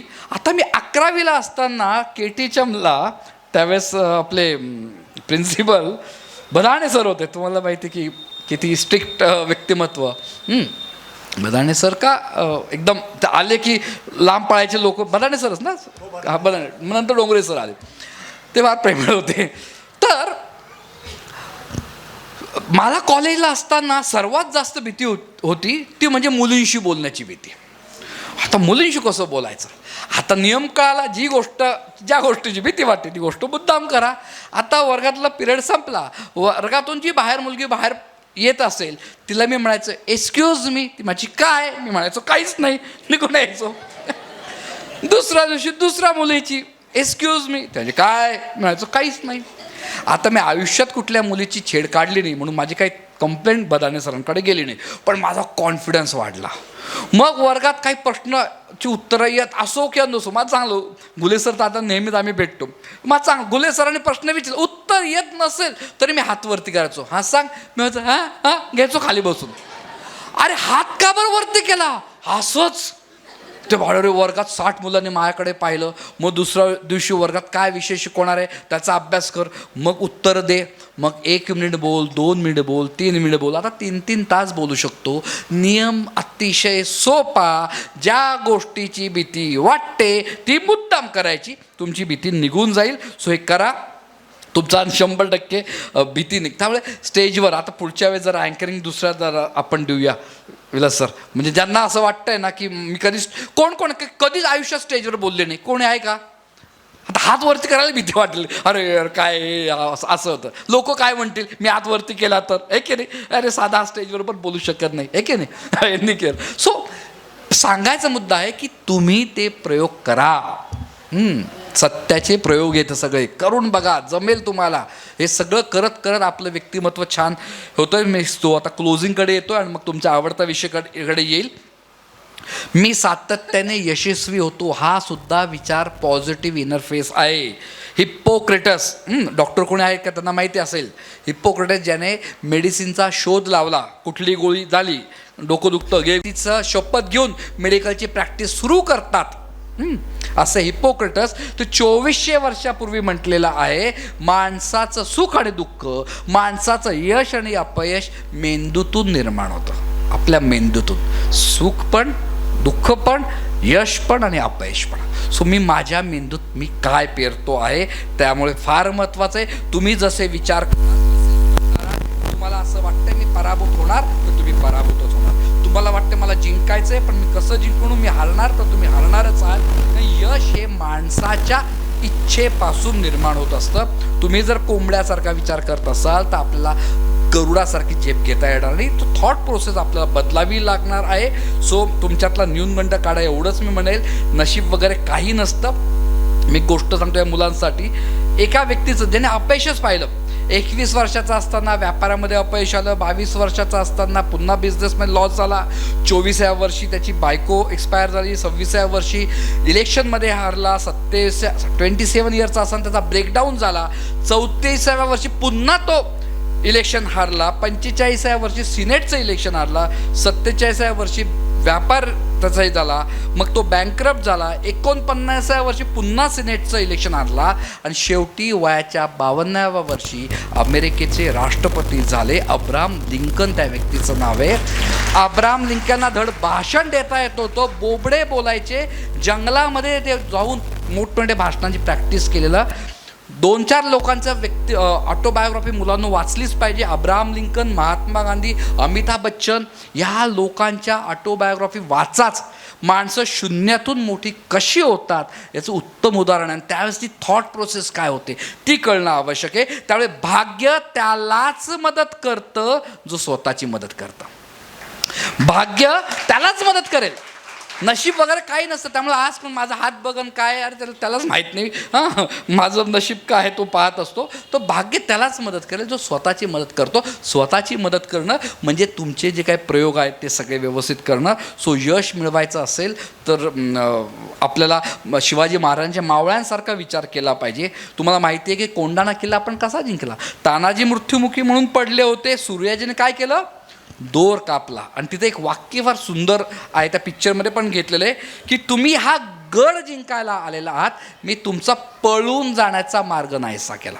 ज्याला यश हवं असतं त्यालाही पळून जाण्याचे मार्ग नाहीसे आपण करणं अत्यंत आवश्यक आहे. सो या छोट्या छोट्या गोष्टीपासून मी तुम्हाला सांगेल, असा विचार करा, निगेटिव्ह गोष्टीपासून दूर राहा. आत्ताच आमचं मगा विलासरांबरोबर गप्पा की नाशिकमध्ये एक 10वीच्या मुलाने मर्डर करावा, म्हणजे काय आपण चाललो आहोत. कारण की आपण इतकं निगेटिव्ह, नाशिकमध्ये तर आता ड्रग्स आणि या सगळ्या गोष्टींचा, तर आपण या निगेटिव्ह गोष्टींपासून दूर राहिलं पाहिजे. माणसाला आपल्या दारिद्र्याची लाज वाटता कामा नये. लाज वाटायचीच असेल तर आपल्या दुर्गुणाची, दारू गुटखा या सगळ्यापासून. दारू म्हणजे मी तर खूप लोकांना, प्रत्येक माणसाला खड्ड्यात पडण्याचा अधिकार आहे, तो तरी ठरवा खड्ड्यात पडायचं की नाही, पण दुसऱ्यांना नका पडू, एवढंच त्याचं हे आहे. गुटखा आहे, म्हणजे मी तुम्हाला गुटखा खाऊन किती किंवा तंबाखू खाऊन किती % कॅन्सर होतो मी एका ठिकाणी सांगितलं होतं. बघा, माणिकचंद खाल्ल्याने 13.73, पान किंग 2.3, क्रेन 4.21, राज दरबार 4.8, पान पराग 4%, राहट 9%, बादशाह 11%, कोल्हापुरी 3.8. म्हणजे 100 65% कॅन्सर या गुटख्याने होतो. असंच कॉलेजला असताना मी भाषण देत असताना एक पोरगं माझ्याकडे तरुण, सर ते सगळं मला लिहून घ्यायचे पर्सेंटेज. मला किती बरं वाटलं, म्हटलं हा बदलतोय. म्हटलं का बरं? ते सर्वात कमी पर्सेंटेज कशात आहे, कुठल्या गुटख्यात आहे, मी तो घेऊ. आता मी सांगतो काय आहे आणि ते करता काय आहेत. सो आपण ठरवा काय विचार घ्यायचे आहेत. तुमच्यासमोर हे सर्व मी विचार इथं व्यवस्थित मांडलेले आहेत की थॉट प्रोसेस काय आहे या सगळ्या याची. सो मला असं वाटतं की तुम्ही कुठले विचार घ्याल. सो पॉझिटिव्ह विचार करा त्या सगळ्या याच्यामध्ये. सो किती वेळ शिल्लक आहे? मग तो बदल घेतो. त्याआधी मला एक अपील इथं करायचं आहे. आपण 17वी ही व्याख्यान मला साजरी करतो, खास करून इथं बसलेले जेवढे चिमुकले आहेत. ओके, तो म्हणजे आपण आजपासून एक बदल करूया. Be the change you wish to see in the world. बदल काय आहे? तो बदल आहे आजपासून आपल्या नावामध्ये आपण आईचं नाव लावूया. कराल बदल? सोपी गोष्ट आहे. का आईचं नाव लावलं पाहिजे? 2 कारण आहेत. आपल्याला आई तर सगळं जन्म देते, काळजी घेते, तर आहेतच, पण आपल्याला स्त्री समानता आणायची. काय आणायची आहे? स्त्री समानता. आता आजी वगैरे या सगळ्यांचं बिचारांचं गेलं, त्यांना माहिती की कसा त्यांना त्यांच्या सासूने त्रास दिलेला आहे, नवऱ्याने त्रास दिलेला असेल. आपल्याला बदलायचं आहे. आपल्या घरातल्या स्त्रीला सन्मान द्यायचा आहे. ठीक आहे. सो स्त्री समानता आणायची असेल तर आपल्या नावामध्ये आईचं नाव लावायचं. जसं मी लावतो सचिन उषा विलास जोशी, आणि हा आम्ही गेले 15-16 वर्षापासून करतोय. मग आम्ही पाठपुरावा केला. आता तर कायदा झालेला आहे. आता सगळेच तुम्ही बघा मंत्री वगैरे. इवन मला आनंद वाटतो की जेव्हा आपले खासदार सर जेव्हा ते इथे गेले, काय म्हणतात, संसदेत गेले, ते संसदेत जाण्याच्या आधी म्हणजे 4 दिवसापूर्वीच सुनील घेऊन आला मला त्यांच्याकडे. मग काय केलं, म्हटलं एक काम, शपथ तुम्ही घेताना आईचं नाव घ्या आणि तुम्ही अजून काढून बघा त्यांची शपथ. ती आईचं नाव घेऊन केलेली. बदल अपेक्षित आहे. ठीक आहे. सो हा बदल तुम्ही करा. तुम्ही म्हणाल की पुरुष तुम्ही पण करा. तुमचं कोणाचं जर फेसबुक असेलच, सोशल मीडिया असेल, तर त्याच्यावर तसं नाव लिहायला घ्या. आता तुम्ही म्हणाल स्त्रिया म्हणजे आमचं लग्न झालं असं कसं करणार, तर तुम्ही तुमचं नाव, आईचं नाव, नवऱ्याचं नाव आणि नवऱ्याचं आडनाव. आईचं नाव कायम राहील, नवऱ्याचं नाव पुढे घ्या. नवऱ्याचं जशी आम्ही इकडे म्हणजे माझी प्राजक्ता की प्राजक्ता ललिता मग सचिन जोशी असं म्हणते. ठीक आहे. सो आईचं नाव हे परमनंट राहतं. सो हा बदल अपेक्षित तुमच्याकडनं आहे मुलांनो. उद्या गेल्यानंतर शाळेमध्ये पण तसंच नाव तुम्ही सांगा. सो आता आपण पुढे जात आहोत. तो पुढे म्हणजे ते जाण्याआधी कंटाळा सगळ्यांना गाणं वगैरे ऐकायचं. मस्त गाणं ऐकूया. आता मी जे भाषण केलं त्या भाषणाचं सार असं आपण म्हणूया. त्या भाषणातलं काय मी बोललो ते आपण गाणं ऐकूया. हिंदीमध्ये केलं चालेल? हां. आता मी जे भाषण केलं त्याच्यात वाक्य असं आहे की खुद से दोस्ती कर लो. मी मगाच सांगितलं की आपण स्वतःची मैत्री केली. खुद से दोस्ती कर लो, हर दर्पण को रोशनी कर लो, तू जैसा है वैसा रे. ऐकू आला का आवाज अचानक? हा, तू जैसा है वैसा रे, म्हणजे तुम्ही इन्फिनिटी कॉम्प्लेक्स काढून टाका, तुम्ही जशात तसेच राहा, असं मी सांगितलं. दुनिया को कहे नई कहानी करो, स्वतःमध्ये बदल घडवा. खुद को बदलो यही है रास्ता, हर साया बोले तू है अच्छा. मगा सांगितलं की स्वतःला पॉझिटिव्ह विचार करा, तू काय चांगला आहे. गिर कर चलना फिर से उठना, यही तो है असली सच का नक्शा. मोहन भी बन सकता है महात्मा, मग सांगितलं मोहन टू महात्मा. मोहन भी बन सकता है महात्मा अगर भीतर जलता हो उजियारा. छोटे कदम भी बड़ा बदलाव लाए जब मन हो अपना सहारा. मग पुढे आहे हा, गलत्या करो. मगाच म्हटलं 100 चुका करा, 1000 चुका करा, पण एक चूक 1000 वेळा करू नका. हा, गलतियाँ करो डर किस बात का, लेकिन एक भूल को ना दोहराना, म्हणजे एक मिस्टेक रिपीट नाही करायची. हर दर्द में कोई पाठ छुपा है, उसे समझो सीखो अपनाना. काही प्रॉब्लेम्स आले समजून घ्या. दुसरों से क्या तुलना करा, मग सांगितलं हातात ठेवून दायरे कंपॅरिझन करायची ना. आठवलं मी माझ्या भाषणाचा सार सांगतोय. दूसरों से क्या तुलना करना जब तू खुद में अनोखा सितारा.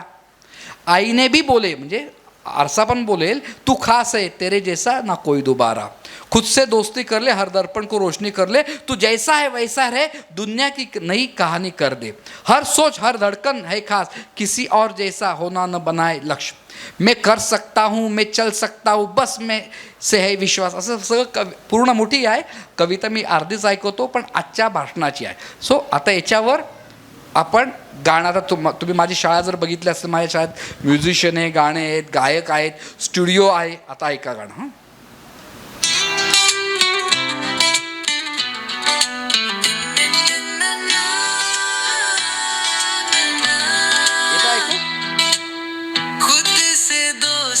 कर लो, हर दर्पण को रोशनी कर दो.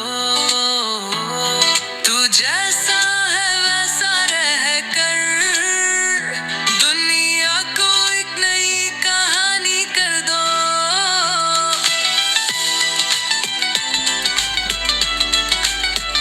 छान आहे ना म्युझिक.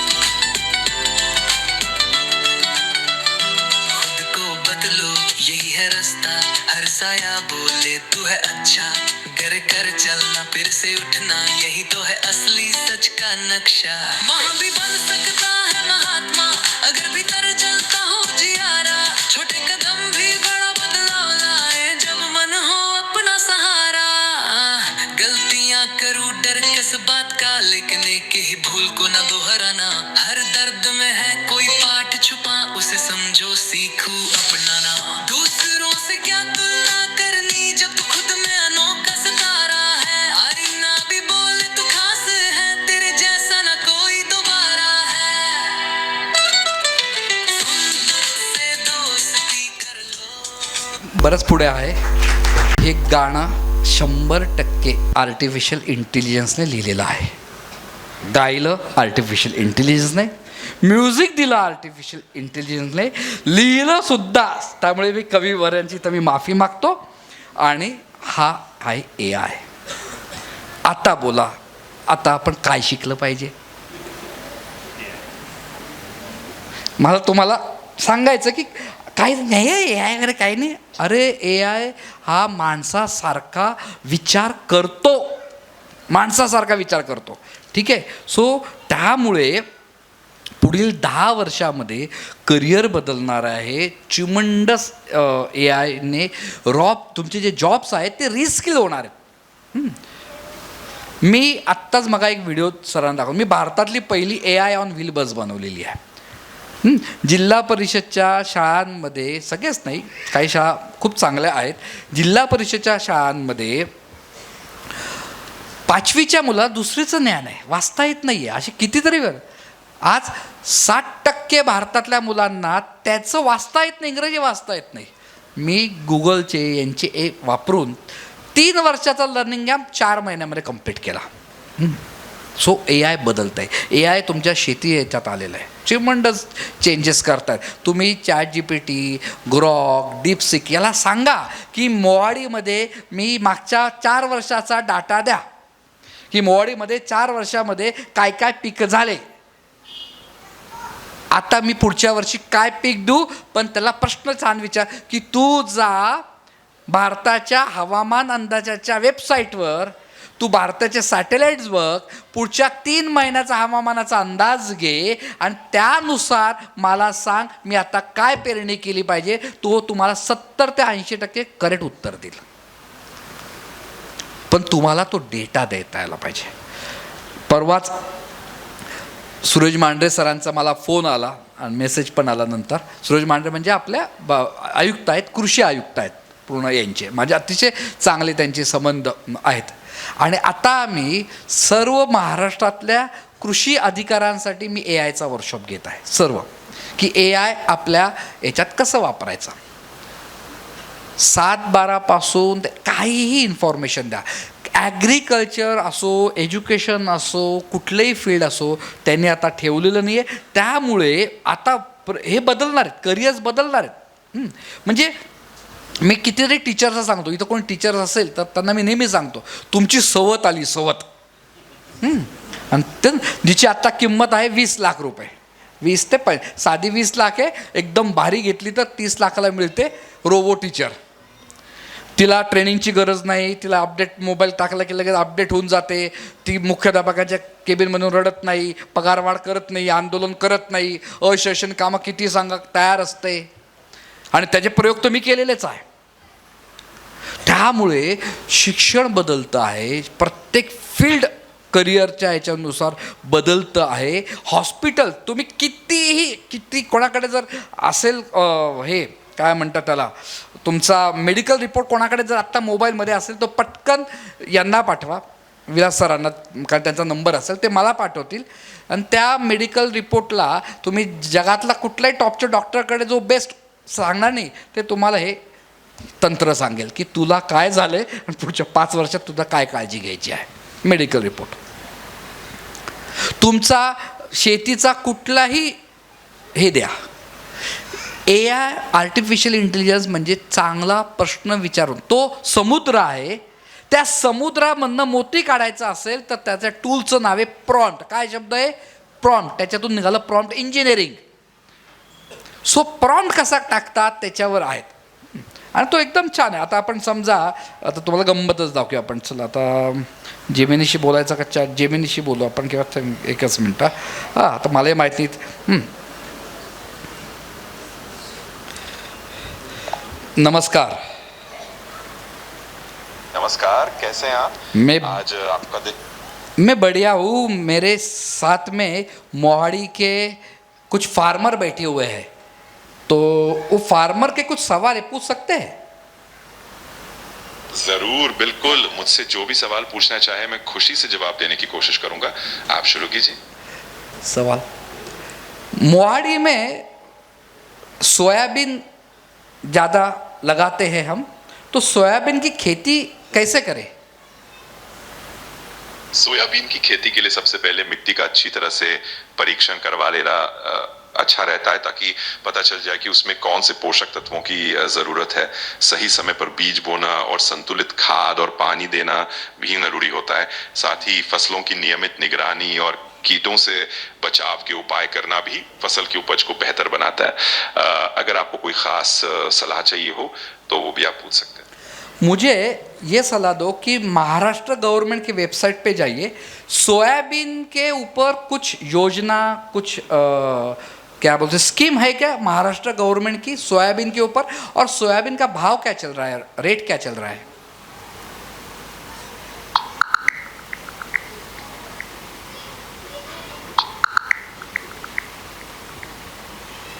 महाराष्ट्र सरकार की तरफ से सोयाबीन के किसानों के लिए कुछ योजनाएं चलाई जा रही हैं, जैसे कि 2023 के खरीफ सीजन में किसानों को आर्थिक सहायता देने की योजना है, जिसके तहत छोटे किसानों को लगभग 1,000 रुपए से लेकर और बड़े किसानों को प्रति हेक्टेयर लगभग 5,000 रुपए तक की सहायता दी जाती है. अभी के जो सोयाबीन के बाजार भाव है वो लगभग 4,400 से 3,800 रुपए प्रति क्विंटल के आसपास चल रहा है.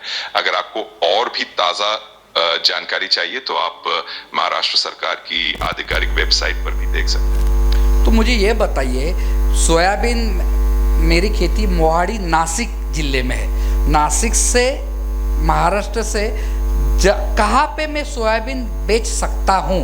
ऐसा वो कम हो मेरी।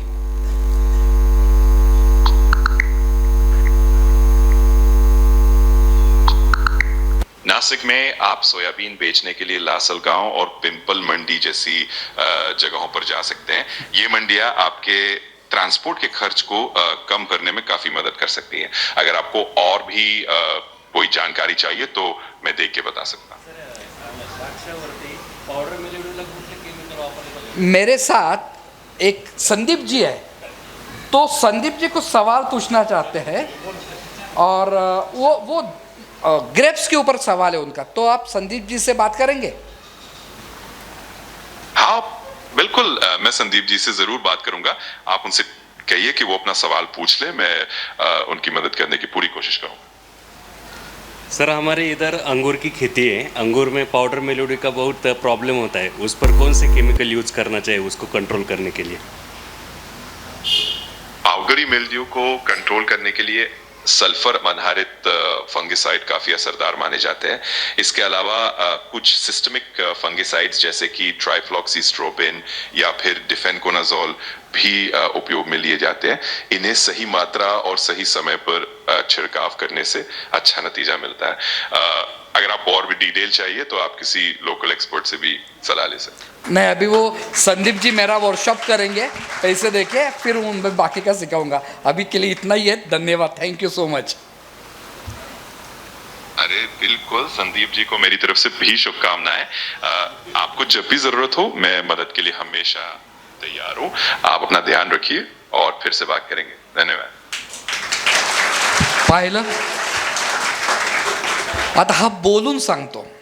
मी फार कमी बोलणारं ChatGPT वापरतो। मी रिसर्च करायचं असेल तर याच्यात बरेच प्रकार आहेत, डीप रिसर्च, डीप काय प्रॉम्प्ट द्यायचे, त्यामुळे मी पटापट, म्हणजे किती वेळा सर कुठे गेले आपले कादबावाले, की तिथं ते अख्खं म्हणजे ते शोधावं लागेल मला। ते असं आम्ही बसलो होतो सगळेजण, तर त्यावेळेस साखर कारखान्याचे सगळे रेट आम्ही काढले होते। एक मिनिट भेटतं का बघूया, एकच मिनिट, आता नाही गेलं ते व्हॉट्सअपचा तो हे होता, काय म्हणतात ते, डिसॲपरिंग मेसेज होता, त्यातर मी तुम्हाला आलो होतो। सांगायचा मुद्दा आहे की AI चा वापर आपण आपल्या तंत्रज्ञानात, आपल्या कामामध्ये करणं अत्यंत आवश्यक आहे। आता AI तर खूप जणांच्या नोकऱ्या खाणार आहेत, तुम्ही जर बदललं नाही तर ते बदलणार आहे सगळ्यांच्या नोकऱ्या। असं एक फील्ड नाही आहे की जिथं AI येणार नाही आहे। फक्त काही, आता मग असा प्रश्न की इथं भरपूर यूथ बसलेले आहेत, तर आपण काय पुढच्या 10 वर्षामध्ये कुठल्या नोकऱ्या असणार आहेत? AI तुमचा सुपडा साफ करणार आहे, म्हणजे भरपूर स्वतःला जर बदललं नाही तुम्ही तर तो म्हणजे CA ची गरज नाही आहे, मेडिकलला फक्त ऑपरेशन करायचं तोही रोबोटच आहे। पुढच्या 10 वर्षामध्ये खूप वकील, म्हणजे जपान आणि इकडे तर जज हे कोण आहेत, तर AI जज बसवलेले आहेत, कारण की त्याला एवढं लक्षात ठेवायचं असतं। आणि तो जज व्यवस्थित त्याचे उत्तरं देतो, कुठला केस लॉ आहे काय, सगळं काय तो व्यवस्थित सांगतो। त्यामुळे टीचर्स असो, वकिली असो, सगळ्या गोष्टी जाणार आहेत। सो मग तुम्ही म्हणाल की नोकऱ्या कुठल्या केल्या पाहिजे, तर जे यूथ आहे त्यांना मी सांगतो, जगाला ज्या समस्या भेडसवतात ना, ते तुमचे करिअर पाहिजे। आणि सर्वात मोठी जगाला भेडसवणारी आत्ता कुठली समस्या असेल ते म्हणजे पर्यावरण, इन्व्हायरमेंट, आहे की नाही? सो तुम्ही पर्यावरणाच्या क्षेत्रात या, जिथं भरपूर पैसा, प्रसिद्धी, सगळ्या गोष्टी आहेत। दुसरं म्हणजे पर्यावरणामध्ये काय करतात, ग्लोबल वॉर्मिंग आलेलं आहे, वॉटर इश्यूज आहे, फॉरेस्ट कन्झर्वेशन आहे, क्लायमेट चेंज आहे, ओके। इन्व्हायरमेंट या शब्दात 50 करिअर आहे। दुसरं आहे फूड सिक्युरिटी। अजूनही किती झालं, AI रोबोटचा हातचं खाणार नाही, आपल्याला ते बनवणारच लागेल। सो पर्यावरणात चांगल्या नोकऱ्या आहेत। मग हॉटेल इंडस्ट्रीमध्ये चांगले आहेत, फूड इंडस्ट्री जी आहे ती चांगली लागणार आहे।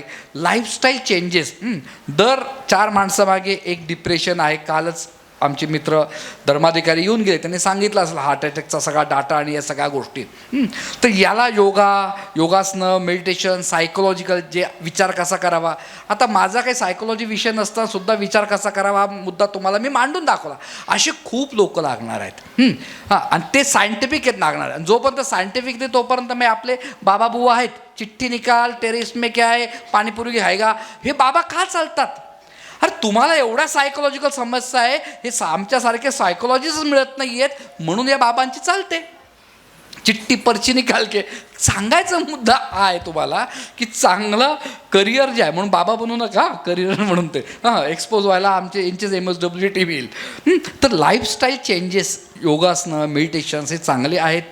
त्याच्यानंतर तुम्हाला मी मगाच सांगितलं की मग AI जर यायचं असेल तर जे तरुण पोरं आहेत, जे 8वीपासून तर ग्रॅज्युएशन, ते आता मी नावं सांगतो, पटपट नावं सांगतो, तुम्ही रेकॉर्ड करा, लिहून घ्या, बघा काय करता येईल. या इथे प्रचंड जॉब आहे. ओके, खास तरुणांसाठी आर्टिफिशियल इंटेलिजन्स कॉम्प्युटरमध्ये कुठकुठले कोर्सेस आहे. डेटा ॲनालिसिस आणि सायंटिस्ट. दुसरं AI and machine learning specialist, software developer, त्याच्यानंतर digital transformation specialist, big data specialist, stimulation expert, VR expert, virtual VRमध्ये आता 9D येतो आहे. 9D काय माहिती आहे?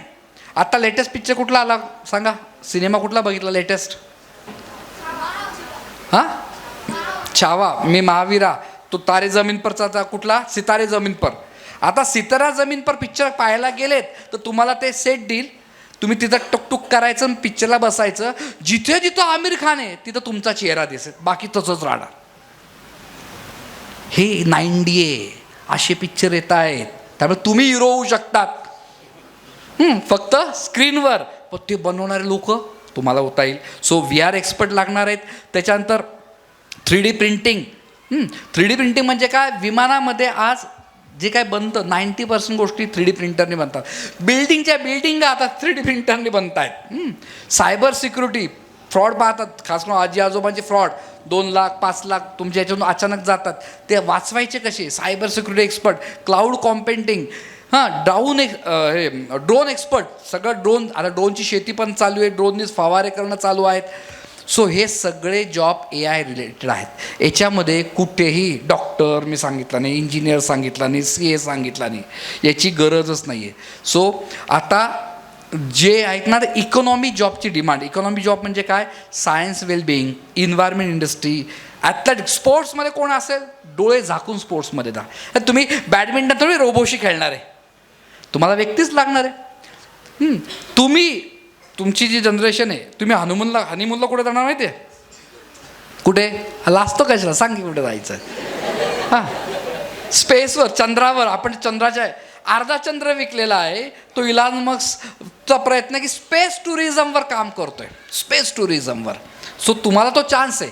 हां, आमच्याला तो कधी मिळेल की नाही मला माहीत नाही. सो म्हाताऱ्या लोकांना सांभाळणारी सर्वात मोठा बिझनेस काय माहिती, सिनियर सिटीजनला सांभाळणारी इंडस्ट्री. पुण्यात तर जोरात फावड्याने पैसा कमवतोय.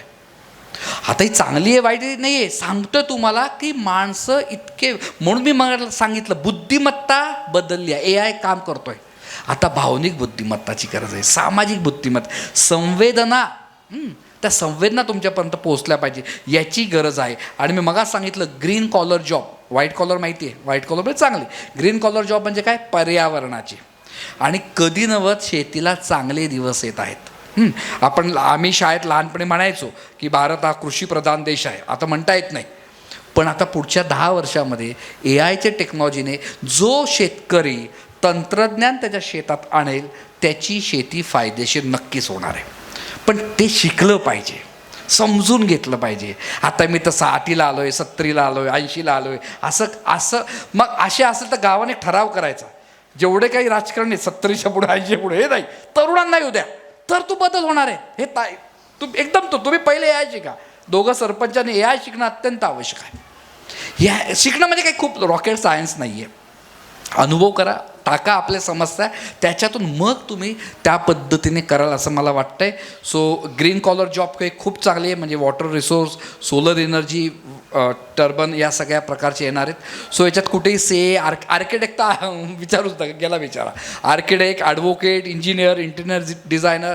मी माझी अख्खी AIची बस डिझाईन बघा, तुम्ही जस्ट गुगल करा AI ऑन व्हील, ती बघायला लोक जगातून कुठे येतात, ती अख्खी डिझाईन माझी AIने करून दिली. म्हणजे मला कुठेच इंटेरियर डिझायनरची गरज नाही पडली, फक्त ते दिले आणि मग त्या लोकांनी त्या पद्धतीने केलं. सो या सगळ्या गोष्टींचं काम आहे. इवन फर्निचरवाल्यांचं जॉब जाणार आहे. फर्निचर सगळे 3D प्रिंटर येत आहेत. ड्रायव्हरलेस कार ऑलरेडीच आपल्या मुख्यमंत्र्यांनीच टेस्ला आणून ठेवलेली आहे. बघितलं ना व्हिडिओ, मुख्यमंत्री ड्रायव्हरलेस कार चालवत आहेत. सो ह्या ड्रायव्हरचं काय होणार ना. सो कॉल सेंटर्स सगळे चॅटबॉट आहेत. So anything. मी पोलिसांबरोबर आत्ता काम करतो आहे. मी SP देशमाने सर आहेत, त्यांची आता परवाच बदली झाली. त्यांना असंच प्रयोग म्हटलं चला बसा, म्हटलं नाशिकबद्दल काय माहिती तेवढं. म्हटलं आता हे येतं आहे तुमचं गणपती येतो आहे, तर गणपतीमध्ये कुठे कुठे पोलिसांची बी ड्युटी लावायची हा प्रश्न तुमचा मी लावून द्यायतो. मी प्रॉम्प्ट इतका सुंदर टाकला की बा नाशिकचं शहर, त्याच्यात 10 सेन्सिटिव्ह एरिया, माझ्याकडे पोलिसांना द्यायचे 2,000 पोलीस PI एवढे, आणि तू नाशिकचा 10 वर्षाचा अभ्यास कर, कुठे कुठे गणपतीचे स्टॉल आहे तू सर्च कर, आणि मला कुठे कुठे ड्युटी लावायची आहे, तू act as a police commissioner असं तू काम कर, आणि मला दे 80% स्पॉट पार भद्रकालीपासून कुठे किती ठेवायचे हे त्याने दिलं. ते एकदम जाम झाले की अरे काय आहे. म्हटलं तो दुसरं काही करत नाही आहे, तो जो डाटा उपलब्ध आहे गुगलवर त्याचा ॲनालिसिस करतो आणि मग तो स्वतः विचार करतो. जो कुठलंच मशीन आत्तापर्यंत स्वतः विचार करत नव्हतं, तो स्वतः विचार करतो. त्याला तुम्हाला सांगता यायला पाहिजे. सो हे सगळ्या गोष्टी खूप आहेत. सो तुम्हा सर्वांना मी काय म्हणतो शुभेच्छा देईल. AI वापरा. AIवर माझे वर्कशॉप्स आहेत, त्याची लिंक वाटलंच मी यांना पाठवून देईल, आणि तुम्ही सर्व शिका. काही प्रश्न असतील या संदर्भामधले तर विचारू. किती वाजलेत? 8:20 झालेत. एक 10 मिनटं आपण वाटलंच प्रश्न उत्तर सेशन घ्यायचं असेल तर आपण घेऊ शकतो, नाहीतर मग मी सरांना क्लोजिंगला बोलवेल. आहे काही प्रश्न कोणाचे? बोला ना. हां सर बसून बोललं तरी चालेल. हां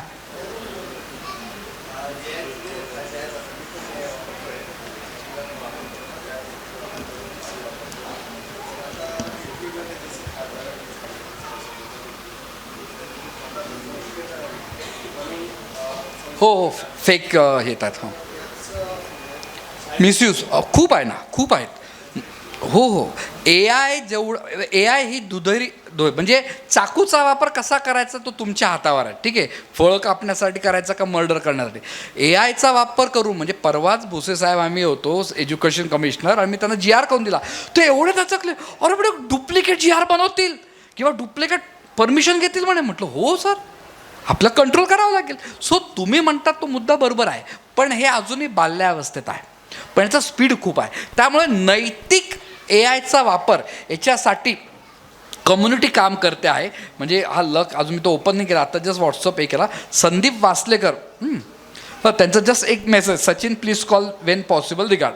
संदीप वासलेकर 49 देशांच्या प्राईम मिनिस्टरला सल्ला देणारी भारताची म्हणजे व्यक्ती आहे. ही आपली महाराष्ट्रीयन व्यक्ती आहे जी जगातल्या 50हून अधिक देशांना सल्ला देते. इंडियात नसतेच ते. यांनी 10-15 नोबेल प्राईज विनर्स या सगळ्यांना, आणि हे AIवर मोठं काम करत आहे की AIचा वापर नैतिक कामासाठीच व्हायला पाहिजे. याचा प्रत्येक राष्ट्राने, त्यात भारतसुद्धा आहे, याची एक आता बनवणं चालू आहे. पण आता हे मोठमोठे लोक आहेत, तर तुम्ही म्हणता ते एकदम बरोबर आहे. आत्ता सगळं चाललं की खोट्या बातम्या खऱ्या करून दाखवणं त्या पद्धतीने आहे, त्यामुळे तो आहे. पण माझं म्हणणं की आपण चांगल्या कामासाठी वापरूया, आपलं रोजचं लाईफ सुधारवण्यासाठी इम्प्रूव्ह करू शकतात.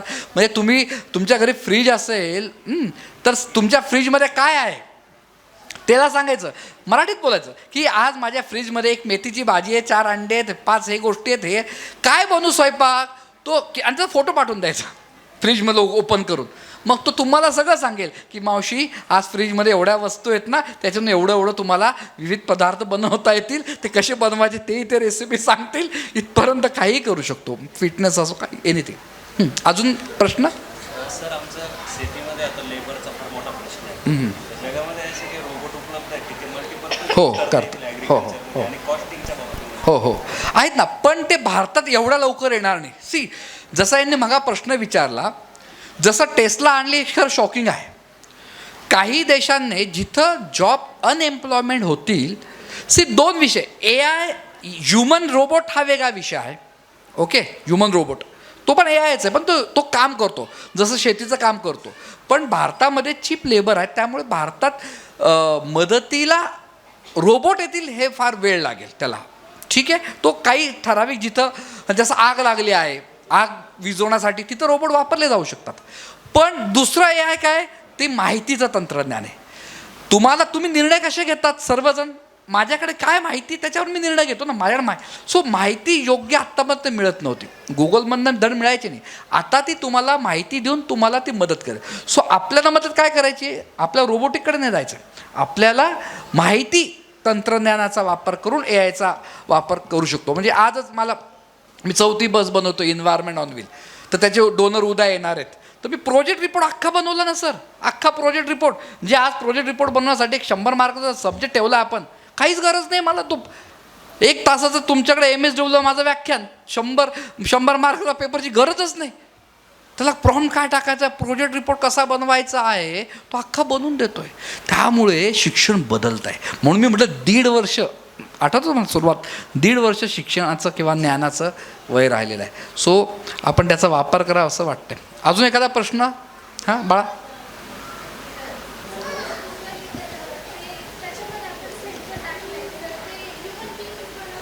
काय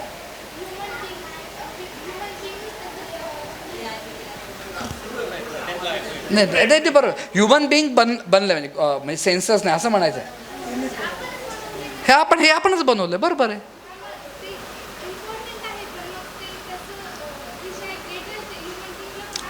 हो आपलं AI हे मशीन आहे, पण आत्तापर्यंत बाळा मशीनने विचार करावं असं मशीन नव्हतं बनलं. आता या मशीनला विचार कसा करावा हे दिलं जातं. मगा सरांनी जो मुद्दा काढला ना, हा जगातला सर्वात मोठा प्रश्न आहे आत्ता तोच आहे, की त्या मशीनला सांगितलं ओके बॉम्ब केव्हा टाकायचं आहे. मी एखादा कट्टरवादी कुठल्या धर्माचा आहे आणि ठरवलं की गाजावर बॉम्ब टाकायचा आणि हा निर्णय मी AIला दिला, तर डेंजर आहे की नाही ते. त्यामुळे तू म्हणते ते बरोबर आहे. म्हणून त्याचा वापर कुठल्या क्षेत्रात करायचा कुठला नाही ठरवलं जात आहे, पहिला मुद्दा एक. आणि आता AIकडे काय नाही आहे, AIकडे भावनिक बुद्धिमत्ता नाही आहे. AIकडे लोकांशी कनेक्ट करणं, हां छान बोललं, छान प्रश्न विचारला, हे त्याला सांगता येत नाही. तो माणूस नाहीच आहे ना. म्हणून आपल्याकडे काय लागेल, ह्युमन पोटेन्शियल, ज्याला मी HI असं म्हणतो, आणि AI, HI वर्सेस AI. आपलं पोटेन्शियल काय, आपलं पोटेन्शियल आहे क्रिएटिव्हिटी, चांगले विचार, आपले व्हॅल्यू सिस्टीम, जॉईंट फॅमिलीमधनं आपल्याला आलेले सगळे चांगले विचार, आपले संतांचे विचार, चांगलं वागणं हे आपलं आहे. आता आपल्याला रोबोसारखं काम करायची गरज नाही, तो AI करेल. आणि AIकडे काय आहे ते त्याला करणं. सो दोघांनी एकत्र येऊन आपण चांगलं जग बनवू शकतो. हे सर्व तंत्रज्ञान हे माणसाने बनवलेलं आहे. आणि मग त्या तंत्रज्ञानात असं जर आपण एखादा प्रश्न विचारला की पाणी पिण्याचे चांगले फायदे आणि पाणी न पिण्याचे वाईट फायदे, तर ते पाणी न पिण्याचे वाईट फायदे पण ते सांगतात आणि चांगले पण सांगतात. हां म्हणजे हे बरोबर आहे ना. पण आता बनवलेले माणसाने शिकवलं. हो मग ते बरोबर. आता गंमत काय होईल बघा, गंमत अशी होईल, गुगलवर पाणी न पिण्याचे वाईट फायदे याच्यावर माहितीच नसेल, फार कमी असेल किंवा नसेलच. तो काय सांगेल, तुमचा प्रश्न बरोबर आहे, पण पाणी पिण्याचे जास्त फायदे आहेत, न पिण्याचे काही नाही आहेत. तो फक्त म्हणाल की तुझं पाणी भरपूर पिलेलं आहे, तरी तू पित असेल तर तुझं ब्लॅडर भरलं, असं उत्तर देईल तो गुगलवर काय उपलब्ध आहे त्याचा तो डाटा ॲनालिसिस करतो. माणसाने बनवलेले तेच. हो. त्यामुळे तो खोटं उत्तर देणार. पण आता ChatGPTला सांगितलं दुसऱ्यांदा, नाही पाणी पिण्याचे जास्तच वाईट परिणाम आहेत, सांगच, तो दुसऱ्यांना ऐकेल की नाही तुम्ही चुकीचं. तिसऱ्यांदा आपण सांगितलं की नाही पाणी पिण्याचे वाईट परिणाम आहेतच, तू खोटं बोलतोय, तर ChatGPTला कसं डिझाईन केलंय, माणसाशी जास्त डोकं लावायचं नाही. तो 2 आहे. हाच प्रश्न तुम्ही कोणाला विचारायचा, ग्रॉकला विचारा. ग्रॉकला कसं ट्रेन केलंय, खरं बोल. आता नेमकं कॅमेरा चालू आहे, पण त्याच्यात एक पारी प्रश्न आहे, सगळे नेत्यांना कसं एक्सपोज झालं. हो, नेत्यांचे प्रश्न टाकले, जगातला टिंब बोलणारा नेता आहे, तर हे आपले भारतीय नेते यायला लागले होते. कारण त्याला काय ट्रेन केलंय ग्रॉकला, खरं बोलायचं. हां, ChatGPTला कसं ट्रेन केलंय, खरं बोल, पण माणसाची हिताशी बोल, पण माणसाशी डोकं लावू नको. तू नंतर ॲक्सेप्ट कर. असे ते यालाच तर म्हणतात प्रॉम्प्ट इंजिनिअरिंगचं. हां बाळा.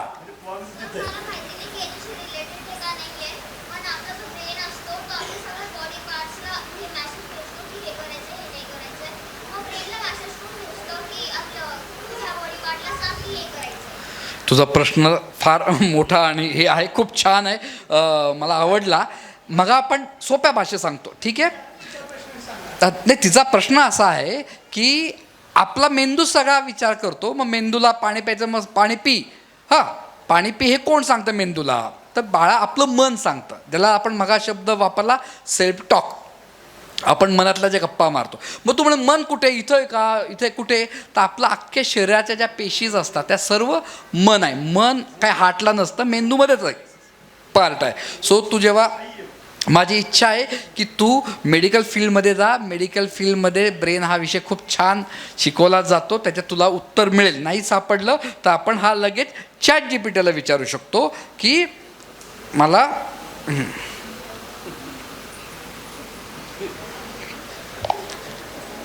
नमस्कार.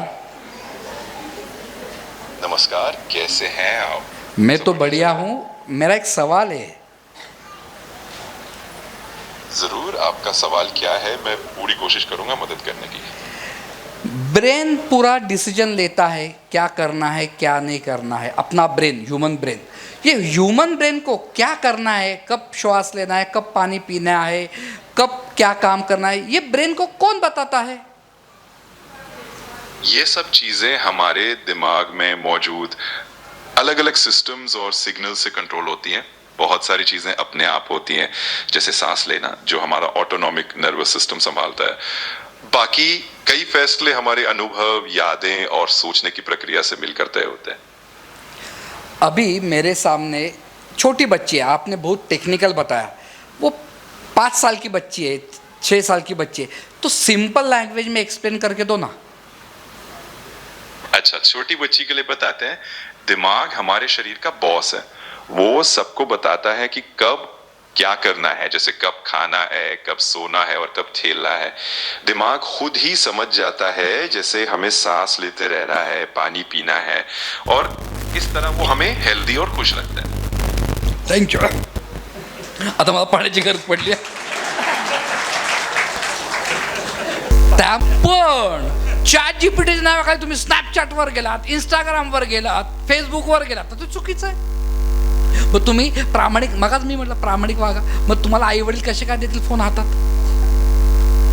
फोनचा वापर चांगल्या कामासाठी करा ना. कशाला तुम्ही गेम आणि व्हिडिओ गेम खेळताय आणि डोळे खराब करून घेतायत? त्यामुळे विश्वास, ट्रस्ट हे AI देऊ शकत नाही. त्यामुळे तुम्ही तुमच्या आईवडिलांशी, सगळ्यांशी प्रामाणिक राहा. सो आपण आता क्लोज करूया. बरेच प्रश्न आहेत. मी पुढच्या वर्षीच्या व्याख्यानमालामध्ये AI हा विषय घेऊया. त्याच्यावर मी माझं तर 18 तासाचं व्याख्यान, मी 40 AI टूल्स शिकवतो. 40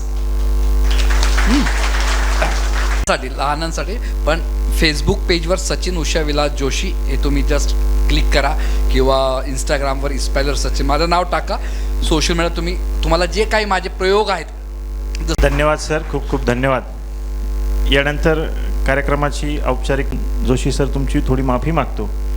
आमच्या या परिसरातले, पंचक्रोशीतले नव्हे तर महाराष्ट्रातले प्रसिद्ध कवी या ठिकाणी आलेले आहेत. ते आमच्याकडे नेहमी येतात, पण ते जेव्हा जेव्हा येतात तेव्हा आमच्या गावकऱ्यांची इच्छा असते की त्यांच्याकडून एक तरी कविता ऐकायची.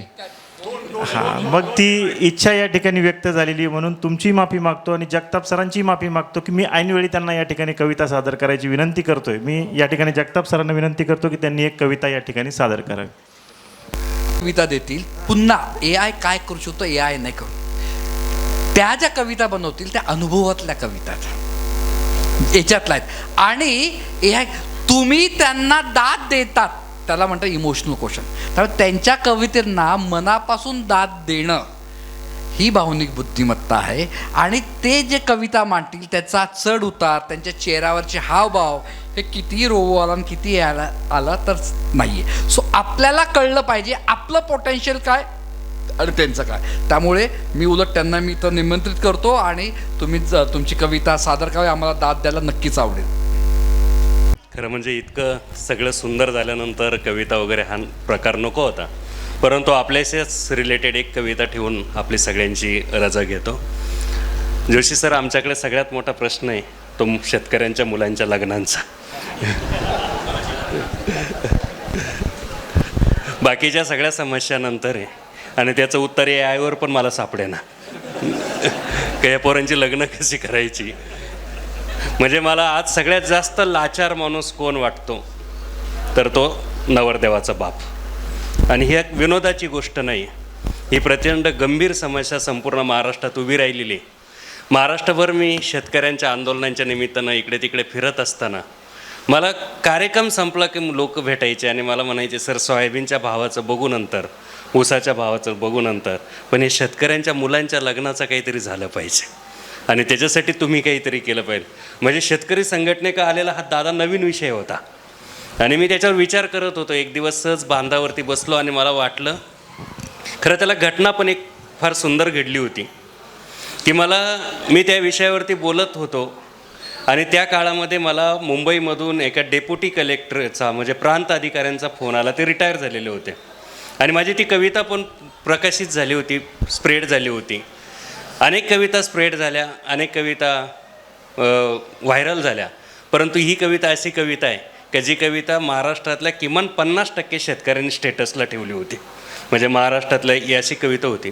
त्यावेळेस त्या प्रांत अधिकाऱ्याने मला असं सांगितले की सर, मी प्रांत अधिकारी होतो, डेप्युटी कलेक्टर होतो, मी माझी एक आयुष्यात मोठी चूक केली की मी माझी सगळी शेती विकली आणि मुंबईमध्ये फ्लॅट घेतले, प्लॉट घेतले, सगळी प्रॉपर्टी विकत घेतली. आता मी रिटायर झालो आहे, मी सगळं कमवून ठेवलेलं आहे, पण माझा मुलगा माझ्या इतका हुशार नाही निघाला. आज तो पोरगा तिथं टॅक्सी चालवतो आहे. आणि त्याचं वाक्य पुढलं फार सुंदर होतं.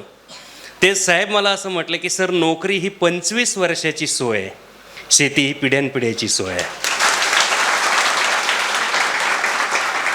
आणि कदाचित देशमुख सर आणि आम्ही सगळे सरकारी नोकरीतले, निमसरकारी नोकरीतले शेवटची पिढी आहे. याच्यानंतर नोकरी नावाची गोष्ट संपणार आहे आणि नंतर आम्हाला कोण वाचवणार आहे, ती शेती वाचवणार आहे.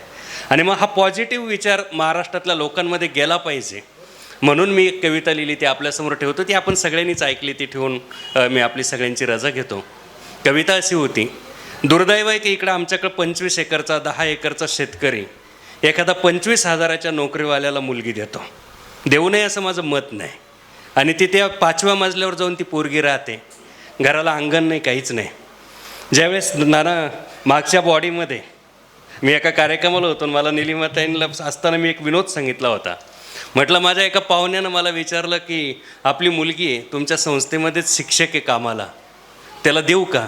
मी असं सांगितलं होतं की 10 वर्षे गहू दळून द्यायची तयारी असेल तर द्यायला हरकत नाही. म्हणजे गहू देऊन पण चालणार नाही, दळून द्यायची तयारी पाहिजे. अशी तयारी असेल तर द्यायला काही हरकत नाही. नोकऱ्यांची अशी सगळी वाईट परिस्थिती आहे. पूर्वी शेती उत्तम होती, मध्यम व्यापार होता, कनिष्ठ नोकरी होती. आता उलटं झालं आणि ते चुकीचं आहे असं मला वाटतं. त्या विषयावर मी असं लिहिलं होतं, इकडची बागायतदाराची मुलगी तिकडं 1000 स्क्वेअर फुटाच्या फ्लॅटची मालकीण आहे आणि इकडं मजुरी करणारी जिच्या घरी कोण 1 गुंठा जमीन नव्हती ती आता 25 एकरची मालकीण आहे. चित्र बदललं आहे बघा. आणि म्हणून मी लिहिलं होतं की 2 BHK 3 BHK फ्लॅटला तू ताजमहाल म्हणून फसू नको. 2 BHK 3 BHK फ्लॅटला तू ताजमहाल म्हणून फसू नको. 10-5 गुंठ्याचा अंगण आहे तुझ्या बापाच्या घराला, तू खुराड्यात जाऊन बसू नको.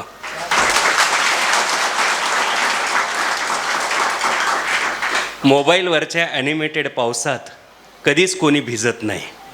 मोबाईलवरच्या ॲनिमेटेड पावसात कधीच कोणी भिजत नाही. शहरामधल्या 5व्या मजल्यावर कुठलंच सुख रुजत नाही. भिजायचं असेल, रुजायचं असेल तर हवी असते माती. भिजायचं असेल, रुजायचं असेल तर हवी असते माती आणि वरून खऱ्याखुऱ्या पावसाची सर. भिजायचं असेल, रुजायचं असेल तर हवी असते माती आणि वरून खऱ्याखुऱ्या पावसाची सर. आयुष्य करायचंच असेल हिरवगार तर पोरी शेतकरी पोराशी लग्न कर. नोकरी काय करते? नोकर असतो, ऑफिसमध्ये साहेबांपुढे खाली मान घालून बसतो. नोकरी काय करते? नोकर असतो, ऑफिसमध्ये साहेबांपुढे खाली मान घालून बसतो. इथं बांधाच्या सिंहासनावर आणि रुपेरी आकाशाच्या छताखाली जेव्हा माझा बळी बसतो. तिथं बांधाच्या सिंहासनावर आणि रुपेरी आकाशाच्या छताखाली जेव्हा माझा बळी बसतो तेव्हा हिरवागार साम्राज्याचा तो एकमेव सम्राट असतो. त्याला पेन्शनचं कधीच नसतं टेन्शन. 2005 नंतर जुनी नवी, त्याला पेन्शनचं कधीच नसतं टेन्शन, कारण माती कधीच रिटायर होत नाही. त्याला पेन्शनचं कधीच नसतं टेन्शन, माती कधीच रिटायर होत नाही. पायलीभर पेरले दाणे तर पोटापुरतं पिकून देते काळी आई. पायलीभर पेरले दाणे तर पोटापुरतं पिकून देते काळी आई. म्हणून तुला आणि तुझ्या पुढल्या पिढ्यांना उपाशी राहायचं नसेल तर पोरी शेतकरी पोराशी लग्न कर, पोरी शेतकरी पोराशी लग्न कर. धन्यवाद सर. आज या ठिकाणी शिक्षणतज्ज्ञ सचिनजी जोशी सर यांनी आपल्याला आपण जसा विचार करतो तसे आपण घडतो, म्हणून आपण नेहमीच सकारात्मक विचार केला पाहिजे.